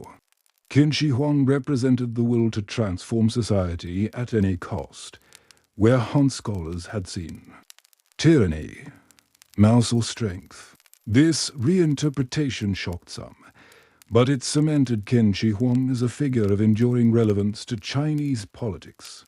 The modern memory of Qin Shi Huang was transformed in 1974 with the discovery of the Terracotta Army. Suddenly, the first emperor was not just a figure in books, but a global sensation. Photographs of life-sized clay soldiers filled newspapers. Scholars rushed to Xi'an. Tourists followed. The sheer scale of the discovery captivated the world. From modern China, the Terracotta Army became a symbol of national pride. Qin Shi Huang was no longer only the tyrant of Han histories, he was the builder of one of humanity's great wonders today. The first emperor appears across popular culture. Films and television portray him as both villain and hero. Novels and video games depict his quest for immortality or his armies of clay. Documentaries present him as one of history's most fascinating rulers. In the global imagination, he has become an archetype of the ambitious ruler, powerful, ruthless, and larger than life. What makes Qin Shi Huang endure is the duality of his image. To some, he is the tyrant who burned books and buried scholars. To others, he is the visionary who created China. To all, he is unforgettable. This duality reflects the complexity of power itself. Ambition can build civilizations, but it can also destroy them. In today's China, Qin Shi Huang is often presented as the founding father of the nation. His tomb and Terracotta Army are celebrated as cultural treasures. School children learn of his unification of China as a moment of pride. Yet his darker side is not ignored. He is remembered as both a warning and an inspirational reminder that unity is powerful, but must be tempered with humanity. Beyond China, Qin Shi Huang's story resonates worldwide. His ambition speaks to universal human desires, to conquer, to unify, to escape death. His failure speaks to universal truths, that fear cannot sustain power, and that death spares no one. He has become not only a Chinese figure, but a global one, a mirror for all who dream of greatness and fear its costs. The first emperor has been remembered as both a villain and a visionary. He was condemned by the Han, revived by nationalists, admired by Mao, and immortalized by archaeology. More than 2,000 years later, his shadow still looms over China and over the world. In the next chapter, we step back further still, exploring what Qin Shi Huang's story reveals about power, ambition, and the human condition, for his tale is not only history, it is a lesson for all time. Qin Shi Huang's story is not only about one man or one empire. It is about ambition, fear, and the human condition itself. Why do people seek power? Why do we fear death? Why do some dream of legacies that outlast them? The first emperor's life was extraordinary, but the questions it raises are universal. From his earliest days, Ying was surrounded by danger. As a child hostage, he learned that survival depended on strength. When he became king, he understood that only conquest could secure his throne. Power, for him, was not a luxury. It was survival. But once survival was assured, his hunger grew. He no longer sought only to defend Qin, he sought to rule all under heaven. This shift reflects a universal truth. Once basic needs are met, ambition expands. What begins as self-preservation can become the pursuit of domination. Fear shaped Qin Shi Huang's rule as much as ambition. He feared rivals, assassins, scholars, and above all, death. His paranoia led him to build walls, armies, tombs, and even decoys in his palaces. It drove him to silence critics, execute opponents, and search desperately for immortality. But fear has a cost. His harsh laws and endless demands bred resentment. His paranoia alienated allies. His quest for elixirs may have killed him in the end. The empire he built collapsed because it was sustained more by fear than trust, the emperor's. Obsession with immortality reveals something profoundly human. Across cultures, rulers and ordinary people alike have sought ways to outlast death through religion, monuments, or memory. Qin Shi Huang pursued this dream literally, drinking elixirs and sending expeditions to find magical islands. But in a sense, he succeeded another way: his monuments, his reforms. And his story gave him a form of immortality in history. Perhaps that is the paradox of legacy. Though no one escapes death, some escape forgetting. Qin Shi Huang was a visionary. He saw beyond the rival kingdoms to imagine a unified empire. His reforms created systems that still shape China today, but vision without compassion can be destructive. His empire was unified, but his dynasty fell. His brilliance created a foundation, but his cruelty consumed his people. This is the double edge of vision. Greatness requires ambition, but unchecked ambition can destroy what it builds. The emperor's story is also one of loneliness, surrounded by plots. He trusted no one, even in his palaces. He slept in secret chambers. Moving constantly to avoid assassins, power isolated him. He could command armies and laborers, but he could not share trust or intimacy. His paranoia cut him off from human connection. This loneliness is another lesson. Absolute power can bring control, but it often brings isolation as well. Qin Shi Huang dreamed of an eternal dynasty. He built monuments to last forever. Yet his dynasty collapsed within 15 years of his death. This fragility underscores the limits of power. No matter how strong a ruler, no matter how vast an empire, human institutions are vulnerable to time, chance, and human weakness. Yet the irony is that his short dynasty left a lasting legacy. The very fragility of Qin gave way to the adaptability of Han, which carried his vision forward. So what does Qin Shi Huang's story say about us? We seek power to feel secure. We fear death and try to escape it. We dream of legacies that endure beyond us. We are capable of brilliance and cruelty in equal measure. The first emperor's life magnified these truths on a colossal scale, but they are not unique to him. They are the story of humanity itself. Perhaps the greatest lesson is the need for a balance. Qin Shi Huang achieved unity, but without compassion, it collapsed. He built monuments, but at terrible human cost. He sought immortality, but found it only in memory. Power without humanity fails. Vision without flexibility crumbles. Fear without trust destroys itself. These are lessons as relevant today as they were 2,000 years ago. In the end, Qin Shi Huang leaves us with questions more than answers. Is ambition worth the suffering it causes? Is legacy worth more than compassion? Is it better to rule for a moment in power, or to live in obscurity with peace? Each generation interprets him differently. Because these questions remain unresolved, his story is not just history, it is philosophy. The first emperor's life was larger than life, but his struggles were profoundly human. He sought power, feared death, and dreamed of eternity. He built an empire, but he could not build peace. He chased immortality, but he could not escape mortality. Perhaps that is why his story endures. Qin Shi Huang reminds us that even the greatest rulers are human and that in their triumphs and failures we see ourselves. In 1974, farmers digging a well struck the head of a clay warrior. That moment sparked one of the greatest archaeological projects of the modern age. But the Terracotta Army was only the beginning. Qin Shi Huang's world lies buried beneath the soil of Shaanxi Province's army, his palaces, his tomb. And modern science continues to reveal new secrets about the man who tried to rule forever. The story begins in a small village near Xi'an. Farmers drilling a well for water uncovered fragments of terracotta.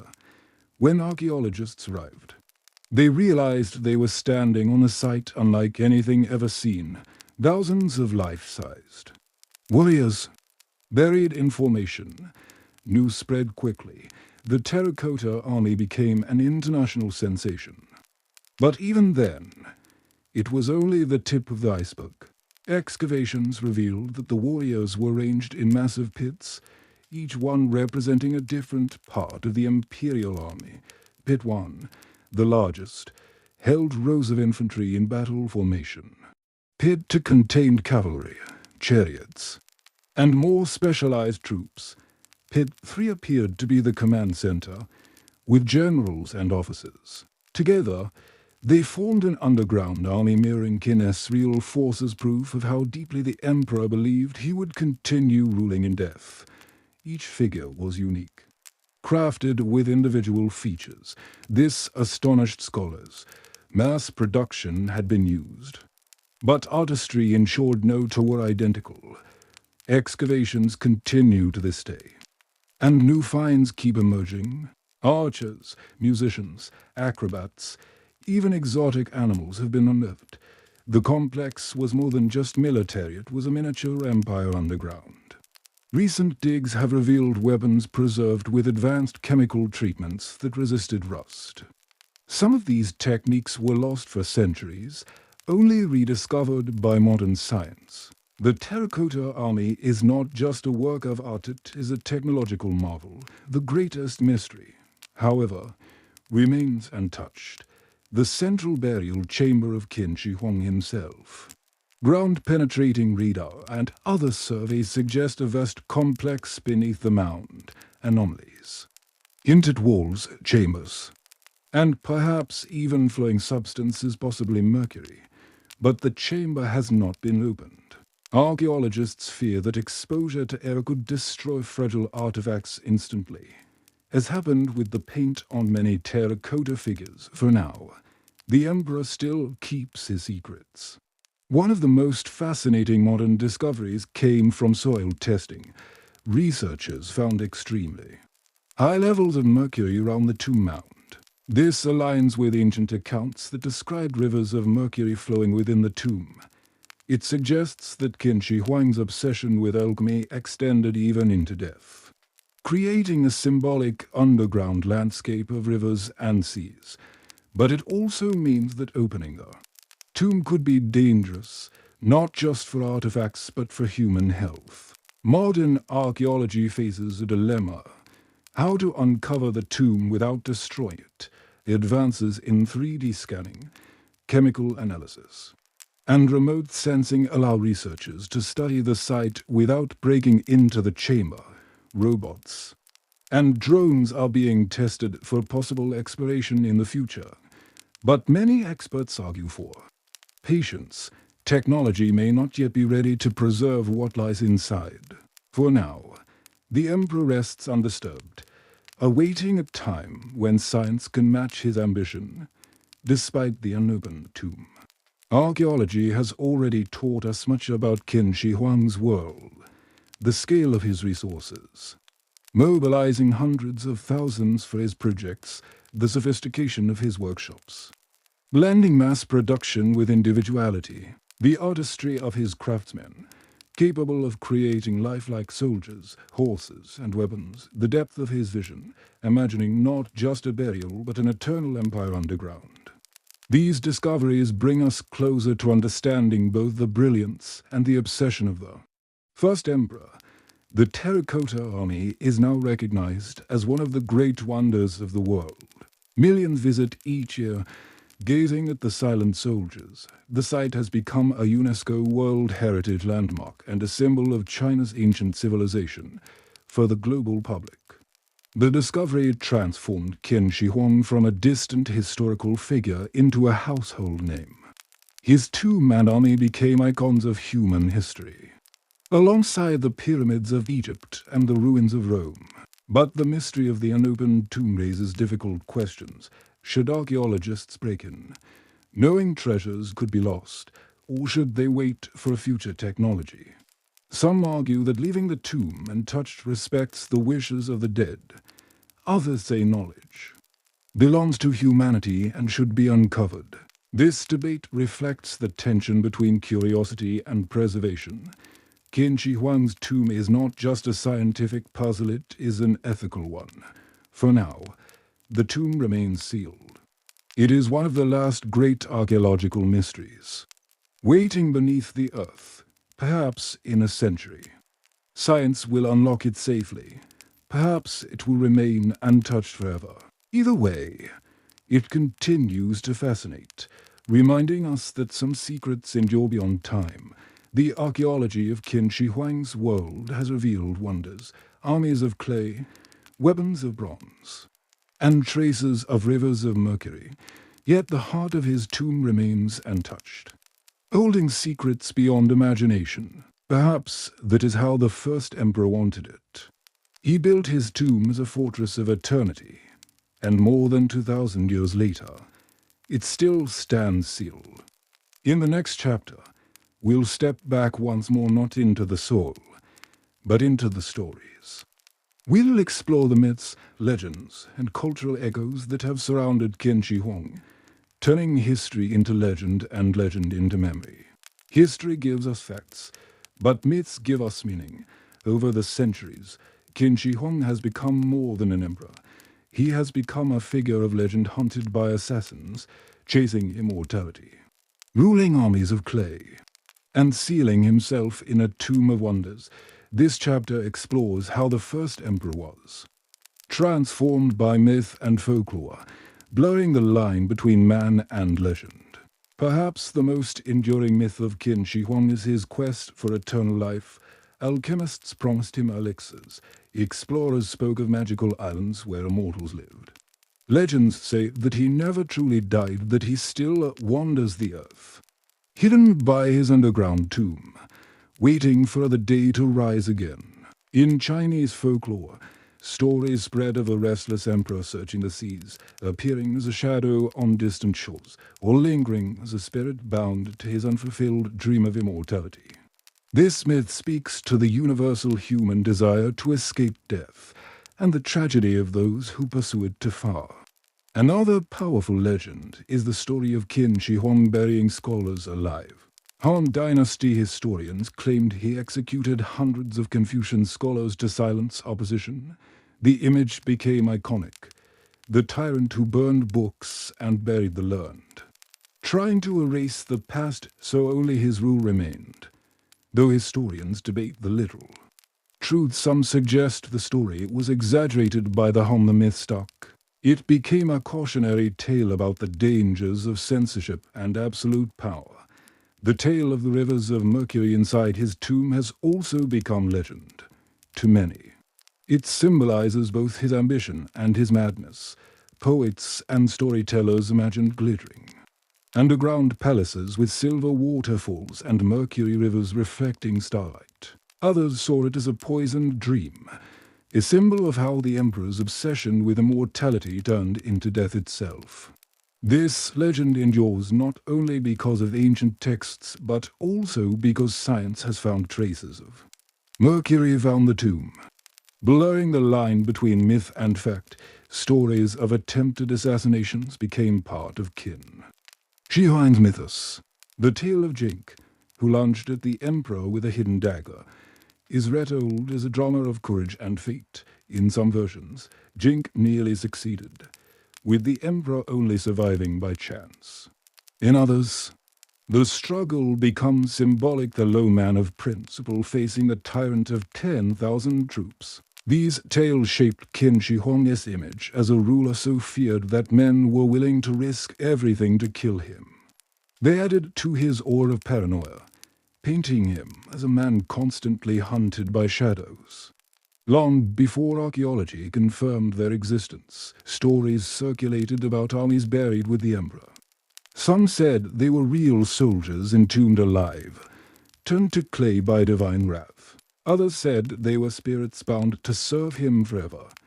When the Terracotta Army was rediscovered in the 20th century, it seemed to confirm the legends. Fact and folklore merged, reinforcing the idea of an emperor whose ambitions reached beyond life itself.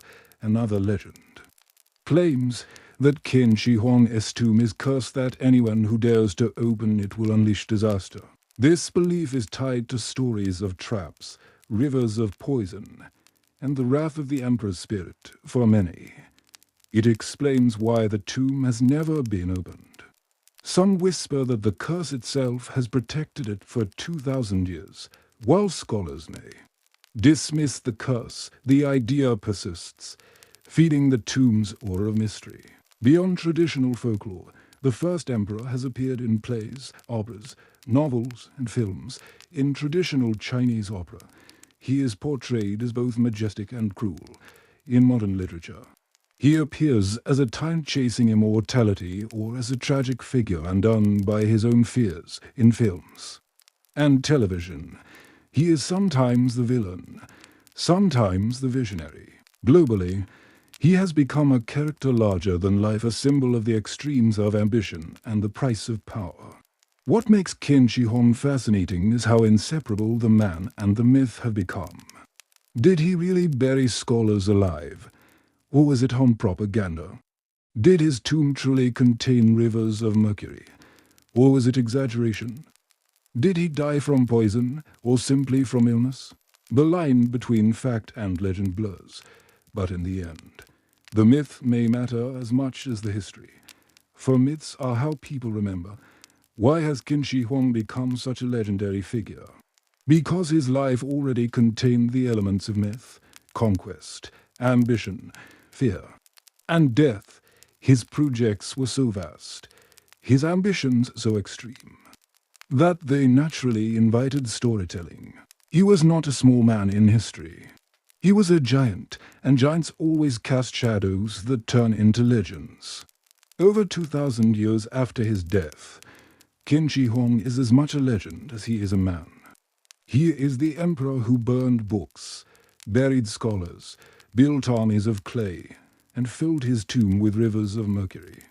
Some of these stories are true, some are exaggerations, some are pure myth, but together they form an image that has outlasted dynasties, nations, and centuries. In the next chapter, we turn from myth back to history, exploring how Qin Shi Huang's empire influenced not just China, but the world beyond its borders.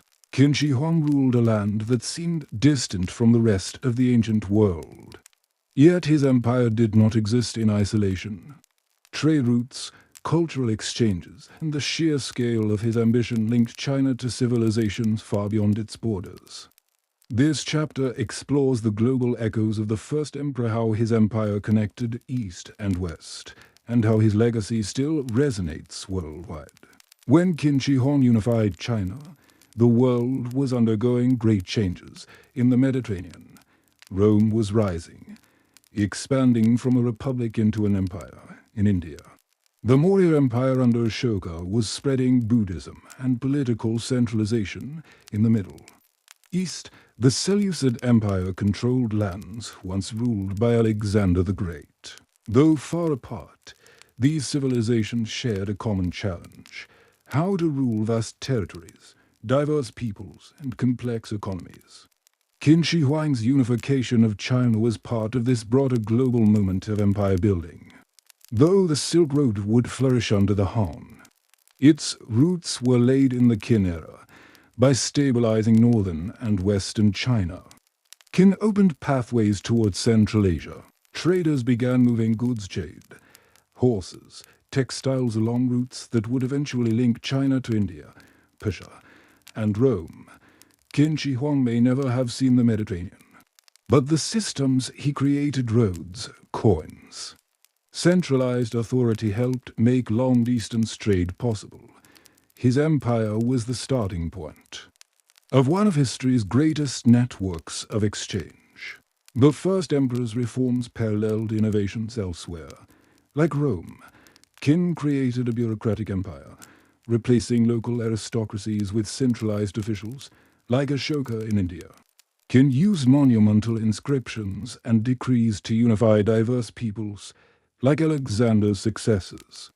Qin relied on military colonies and roads to extend control. These parallels suggest a global age of experimentation in empire building. Though there was no direct contact, the Qin dynasty was part of a shared human story. Qin's impact extended to neighboring regions, Korea. Qin military campaigns reached into the Korean peninsula, and later kingdoms in Korea adopted Chinese-style bureaucracy, writing, and culture. Vietnam. Qin armies marched south, establishing commanderies that brought Chinese administration and infrastructure into the region. Japan, though not invaded. Legends of Zhu for the alchemist sent east in search of immortality linked Qin Shi Huang to Japanese folklore, with some stories claiming he brought new technologies and crops. In this way, Qin's reach extended beyond China's core, influencing East Asia for centuries. In modern times, Qin Shi Huang has become a figure not just of Chinese history, but of global culture. Archaeologists compare his Terracotta Army to the pyramids of Egypt and the tombs of pharaohs. Historians compare his reign to Caesar in Rome and Napoleon in France. Popular culture casts him as both visionary and villain, from Chinese dramas to Hollywood films. His ambition resonates across cultures because it reflects universal themes: conquest, unity, tyranny, and the dream of immortality. Qin Shi Huang's story offers lessons beyond China. Centralization versus freedom. His system created stability, but crushed dissent. The balance between order and liberty remains a global debate. Ambition versus humanity.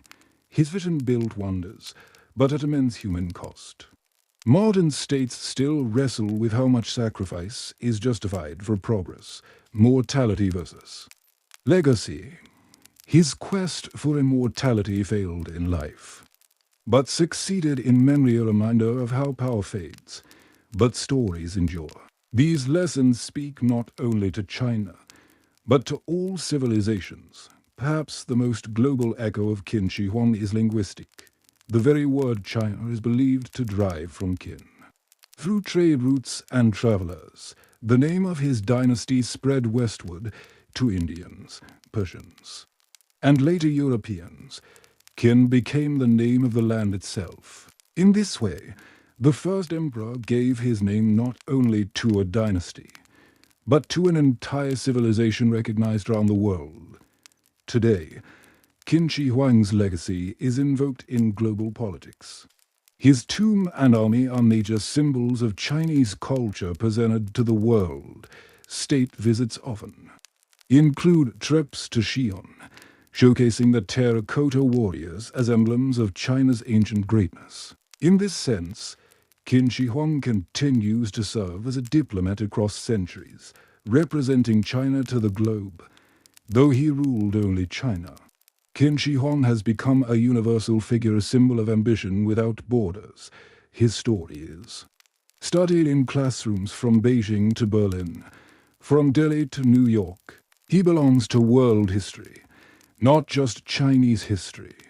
And his echoes remind us that human struggles, ambition, fear, mortality are shared across all cultures. Qin Shi Huang never met a Roman, never walked the streets of India, never saw the pyramids of Egypt. Yet his legacy touches them all. His dynasty gave its name to China. His empire shaped East Asia, and his story resonates around the world. The first emperor was both uniquely Chinese and universally human. His vision and flaws connect him not just to his own people, but to all who dream, fear, and build. In the next chapter, we return to the collapse of Qin and the rise of Han not as history, but as a story of continuity. For even when dynasties fall, the ideas they leave behind can outlive them for millennia. When the Qin dynasty collapsed in 206 BCE, it seemed as though the dream of the first emperor had died with it. Palaces burned, rebels cheered, and the dynasty's last ruler surrendered. And yet, out of Qin's ashes, the Han dynasty rose. Far from discarding Qin's vision, the Han built upon it. This chapter explores how Qin's empire fell apart, but its ideas lived on, forming the bridge between Qin and Han. The Qin dynasty fell almost as quickly as it rose, in just 15 years. The empire that had conquered all rivals disintegrated. Why so fast? The reasons were many. The burden of massive construction projects and heavy taxes. The brutality of legalist laws, which crushed dissent but bred resentment. The inexperience of Qin Shi, manipulated by Zhao Gao. The rebellions of peasants and former nobles, who rallied against Qin's harshness. The dynasty collapsed because it had relied too heavily on fear. When fear lifted with the first emperor's death, the structure crumbled. After Qin's fall, China once again plunged into chaos. Former generals, nobles, and rebels fought for power. The two main contenders were Xiongnu, the warlord of Chu, and Liu Bang, the pragmatic leader who would found the Han. Xiongnu was a brilliant warrior, but ruthless and arrogant. He executed surrendered Qin generals and burned Xiongnu to the ground.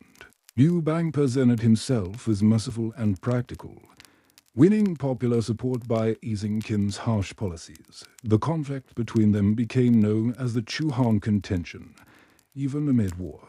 The memory of Qin's power-shaped decisions. Xiongnu's destruction of Qin's capital was celebrated by rebels, but it also shocked many. People realized that without strong central authority, chaos returned quickly. Liu Bang recognized this. He criticized Qin's cruelty, but he understood that Qin's centralized systems had value. To win long-term loyalty, he would need both Qin's structure and a softer touch. In 200 BCE, Liu Bang defeated Xiongnu at the Battle of Gaixia. Xiongnu, cornered and hopeless, committed suicide. Liu Bang proclaimed himself Emperor Gaozu, founding the Han dynasty. The Han dynasty would last for centuries, far longer than Qin. Yet its foundations were undeniably Qin's. Though they condemned Qin as tyrannical, the Han quietly preserved much of Qin Shi Huang's system. Centralized bureaucracy. The empire was divided into commanderies and counties, ruled by officials appointed by the emperor. Standardization, Qin's uniform writing, currency, weights, and measures remained in place. Infrastructure, Qin's roads and canals continued to serve armies. And trade, borders, the territory Qin had unified largely became the core of Han rule. In essence, Qin had created the blueprint, and Han refined it. But the Han also learned from Qin's mistakes. They softened legalism by blending it with Confucian ideals. Emphasizing moral leadership and benevolence, they reduced the burden of forced labor. Though it never disappeared entirely, they encouraged scholars and traditions, reversing Qin's suppression of intellectual life. These changes gave the Han a more humane image, allowing them to build lasting legitimacy. Qin's dynasty failed, but its failure ensured its success. The Han could look back at Qin as a warning of what not to do, while still preserving its best innovations. Qin showed how to unify, but also how not to govern. Qin's harshness discredited tyranny, making later dynasties adopt softer ideologies. Qin's short life proved that systems could endure even when dynasties fell. In this way, Qin's collapse was as important as its rise. The bridge between Qin and Han is the continuity of China itself. For the first time, the idea of China as a single civilization was permanent. No matter who ruled Qin, Han, Tang, or Ming, the belief that China was one empire under one emperor became unshakable. This was Qin Shi Huang's true legacy, not the dynasty that bore his name, but the identity of a nation that would last for millennia. The transition from Qin to Han reveals a crucial lesson about history. Collapse does not always mean failure. Sometimes, collapse clears the way for continuity. Qin's dynasty was short, but its vision endured. Han thrived because it kept Qin's structure, while softening Qin's severity. In this sense, the Qin-Han transition was less a break than a bridge, one emperor as failures becoming the foundation of Anet. Her as success, the Qin dynasty collapsed in fire and rebellion, but its vision survived. The Han dynasty, rising from its ashes, carried forward Qin's centralization, standardization, and unity tempered with compassion and Confucian ideals. In condemning Qin, the Han preserved it. In surpassing Qin, they honored it, and in continuing Qin's vision, they ensured that the first emperor's dream of unity did not die with him. In the next chapter, we will return to the man himself, Qin Shi Huang, not as tyrant or visionary, but as a figure of fascination. We will explore how literature, film, and popular imagination continue to retell his story, shaping how the world sees him today. History tells us what happened. Stories tell us why it matters. Over 2,000 years after his death, Qin Shi Huang continues to appear on page, stage, and screen. From novels and operas to films and video games, the first emperor has become a character as much as a historical figure, a larger-than-life presence retold in countless ways across the globe. Even in dynasties that condemned him, Qin Shi Huang remained a compelling character. Han-era texts portrayed him as a tyrant, warning rulers of excess. Tang and Song poets referenced him as both a cautionary tale and a symbol of ambition in Ming. Novels, he often appeared in folklore, chasing immortality or facing divine punishment. His image shifted with time, sometimes demonized, sometimes romanticized, always remembered. Chinese opera and theater often depicted Qin Shi Huang in dramatic fashion. He appeared as the paranoid tyrant who ordered the execution of scholars, or as the restless emperor commissioning impossible tasks, like the building of palaces or the quest for elixirs. His role in theater was not just entertainment, but moral storytelling. Audiences saw him as a warning of what happens when rulers lose balance between vision and humanity in the modern era. Chinese film and television have revisited Qin Shi Huang repeatedly. Historical dramas portray his rise to power, often emphasizing the brutality of unification. Fantasy dramas exaggerate his quest for immortality, showing him battling spirits or alchemists. In patriotic storytelling, he is sometimes reframed as the founder of the Chinese nation, a figure of unity. His adaptability in media reflects his dual legacy. He can be cast as villain, visionary, or tragic hero. One of the most famous global retellings of Qin Shi Huang appears in Zhang Yimou's film Hero. In the movie, Jet Li plays an assassin who confronts the king of Qin before he unites China. The film dramatizes themes of sacrifice, unity, and tyranny. Though stylized, it captures the paradox of Qin Shi Huang, a man who sought peace through conquest, whose dream of unity was both inspiring and terrifying. The film reached international audiences, cementing Qin Shi Huang as a figure of global fascination. The first emperor has also appeared in Western works. Documentaries present him as one of the great rulers of antiquity, often alongside figures like Caesar or Alexander. Novels reimagine his life, focusing on his search for immortality or the building of the Terracotta Army. in popular culture. He sometimes appears in fantasy or science fiction, a symbol of ultimate ambition. Resurrected or reimagined as an eternal emperor, to global audiences, he is both exotic and familiar, the archetype of the ambitious ruler undone by his own flaws. Qin Shi Huang has even marched into the world of video games in Civilization VI. He appears as a playable leader, emphasizing infrastructure and wonder-building in fantasy games. He is sometimes recast as an immortal emperor or a villain commanding armies of the dead. This playful reinterpretation reflects his mythic quality. He has become a symbol not just of history, but of imagination. In many modern stories, the Terracotta Army becomes the centerpiece. The silent soldiers are irresistible symbols for fiction. Films imagine them coming to life as guardians or curses. Novels use them as backdrops for mysteries or adventures. Even children's media introduces them as magical protectors of a hidden empire. The army is tangible, real, yet mysterious enough to inspire endless creative retellings. Why does Qin Shi Huang continue to appear in literature and screen? Because his life already reads like a story. A child king rising in a world of chaos, assassins in his palace, battles across the land, a paranoid ruler chasing immortality, a tomb filled with rivers of mercury and an army of clay. It is history with the drama of myth, a narrative that demands retelling. In the end, Qin Shi Huang has become an archetype. He represents ambition, the dream to rule everything. Tyranny, the price of absolute power.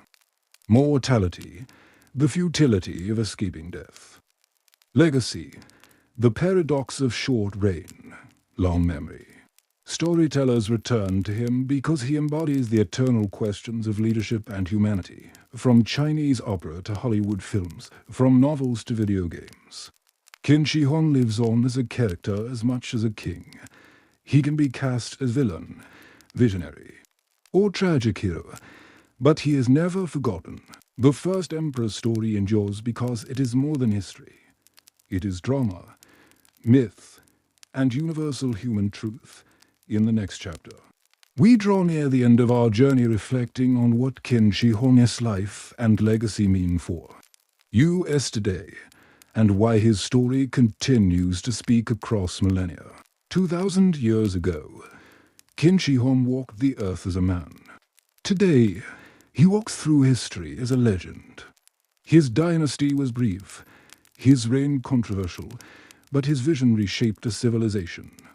As we close this story, we reflect on the first emperor not just as ruler of China, but as a mirror of humanity itself.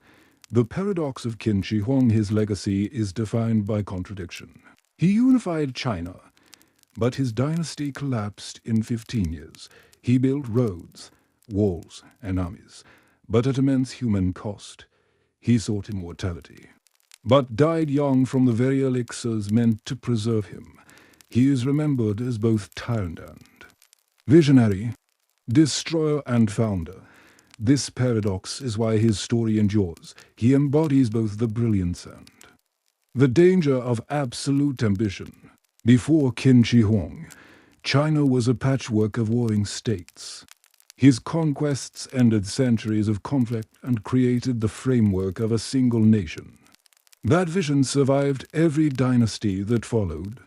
No matter how often China fractured, the idea of unity under one emperor remained. In this sense, Qin Shi Huang succeeded beyond his lifetime. He did not just found a dynasty, he founded a civilization. But the cost was immense. Millions suffered under his rule. Peasants were conscripted, scholars silenced, families broken. His monuments stand as testaments not only to ambition, but to suffering. This duality raises timeless questions. Is greatness worth the cost? Can vision excuse cruelty? Or does cruelty doom vision in the end? For Qin Shi Huang, the price was clear. His empire endured an idea, but his dynasty fell in reality. Perhaps the most human part of Qin Shi Huang's story is his fear of death. Despite his armies, his walls, his tomb, he could not escape the fate of all mortals. His search for elixirs and islands was futile, even fatal. Yet in another sense, he achieved what he sought. His name lives on. His tomb remains one of the world's great mysteries. His Terracotta Army stands eternal. His story is retold across cultures. He did not live forever in body, but he lives forever in memory. Though he ruled only China, Qin Shi Huang belongs to world history. His ambition is compared to Caesar, Alexander, Napoleon. His tomb is ranked alongside the pyramids of Egypt. His story is told from Beijing to New York, from Delhi to London. He is not just the first emperor of China. He is one of the great rulers of humanity, a universal symbol of ambition, tyranny, and legacy. Why does Qin Shi Huang matter now? Because his story raises questions that never fade. How do we balance order and freedom? How much sacrifice is justified for progress? How do we face mortality with fear, denial, or acceptance? What kind of legacy do we want to leave behind? These are not just questions for emperors. They are questions for all of us. In the end, Qin Shi Huang achieved what few in history have. He became eternal not in flesh, but in story. His tomb still holds secrets. His warriors still stand guard. His name still defines a nation. His paradox still challenges us. He was both the best and worst of humanity, visionary and tyrant, dreamer and destroyer, mortal and eternal. And so, across centuries, the first emperor lives on. The boy who became king, the conqueror who became emperor, the man who sought immortality. Qin Shi Huang was all these and more. He unified China, shaped history, and left behind both wonder and warning. His dynasty fell, but his vision endured. His body died, but his story lives. Perhaps this is the true lesson of the first emperor, that power fades, monuments crumble, and life ends but ideas. Legacies and stories can last forever, and in that sense, Qin Shi Huang did achieve immortality, not through elixirs, but through history itself. After more than 2 hours together, we've walked alongside the first emperor of China from his childhood in a fractured world, through his wars of unification, his sweeping reforms, his obsessions, his tomb, and his legend. So what do we take away from this journey? Qin Shi Huang was a man of contradictions. He was brilliant, but brutal, visionary, but paranoid. A conqueror who dreamed of peace, but ruled through fear. A mortal who longed to be immortal. His dynasty collapsed in only 15 years, yet his vision shaped 2,000 years of Chinese history and beyond. He teaches us that power alone cannot sustain an empire. Fear may build monuments, but it cannot win hearts. Control may silence dissent, but it cannot last forever. And yet, vision, the dream of unity, the courage to reshape a nation, can echo long after a man is gone. Perhaps the greatest irony is this: in chasing immortality through alchemy and elixirs, Qin Shi Huang poisoned his body. But in creating an empire, in leaving behind walls, warriors, and a story that refuses to be forgotten, he achieved the immortality he sought. Not in life, but in memory. His story is not just about China. It is about us all. Every civilization wrestles with the same questions he faced. How much power is too much? How much should be sacrificed for order? What legacy do we want to leave behind when we are gone? Qin Shi Huang's answer was to build walls, armies, and tombs. Our answers may differ, but the questions remain. And maybe that's why his story still captivates us, because it is, in the end, a human story of ambition, fear, and the search for a meaning in the face of mortality. So, as we leave his tomb sealed beneath the earth, and his warriors standing guard in eternal silence, let us carry forward the lesson that power fades, monuments crumble, and life ends, but ideas, legacies, and stories can last forever. And that is why, more than 2 millennia later, we still remember him not just as Qin Shi Huang, the first emperor of China, but as one of the most extraordinary figures in all of human history. Before you go, I'd love to hear your thoughts. What part of Qin Shi Huang's story struck you the most? Was it his ambition, his fear of death, or the mysteries of his tomb? Drop your answer in the comments below. If you enjoyed this journey through history, please give this video a like. Share it with someone who loves history. And subscribe to the channel for more long-form explorations into the past. Your support helps us keep bringing these stories to life. Until next time, thank you for watching. And remember, history is never really gone. It's waiting just beneath the surface for us to uncover it.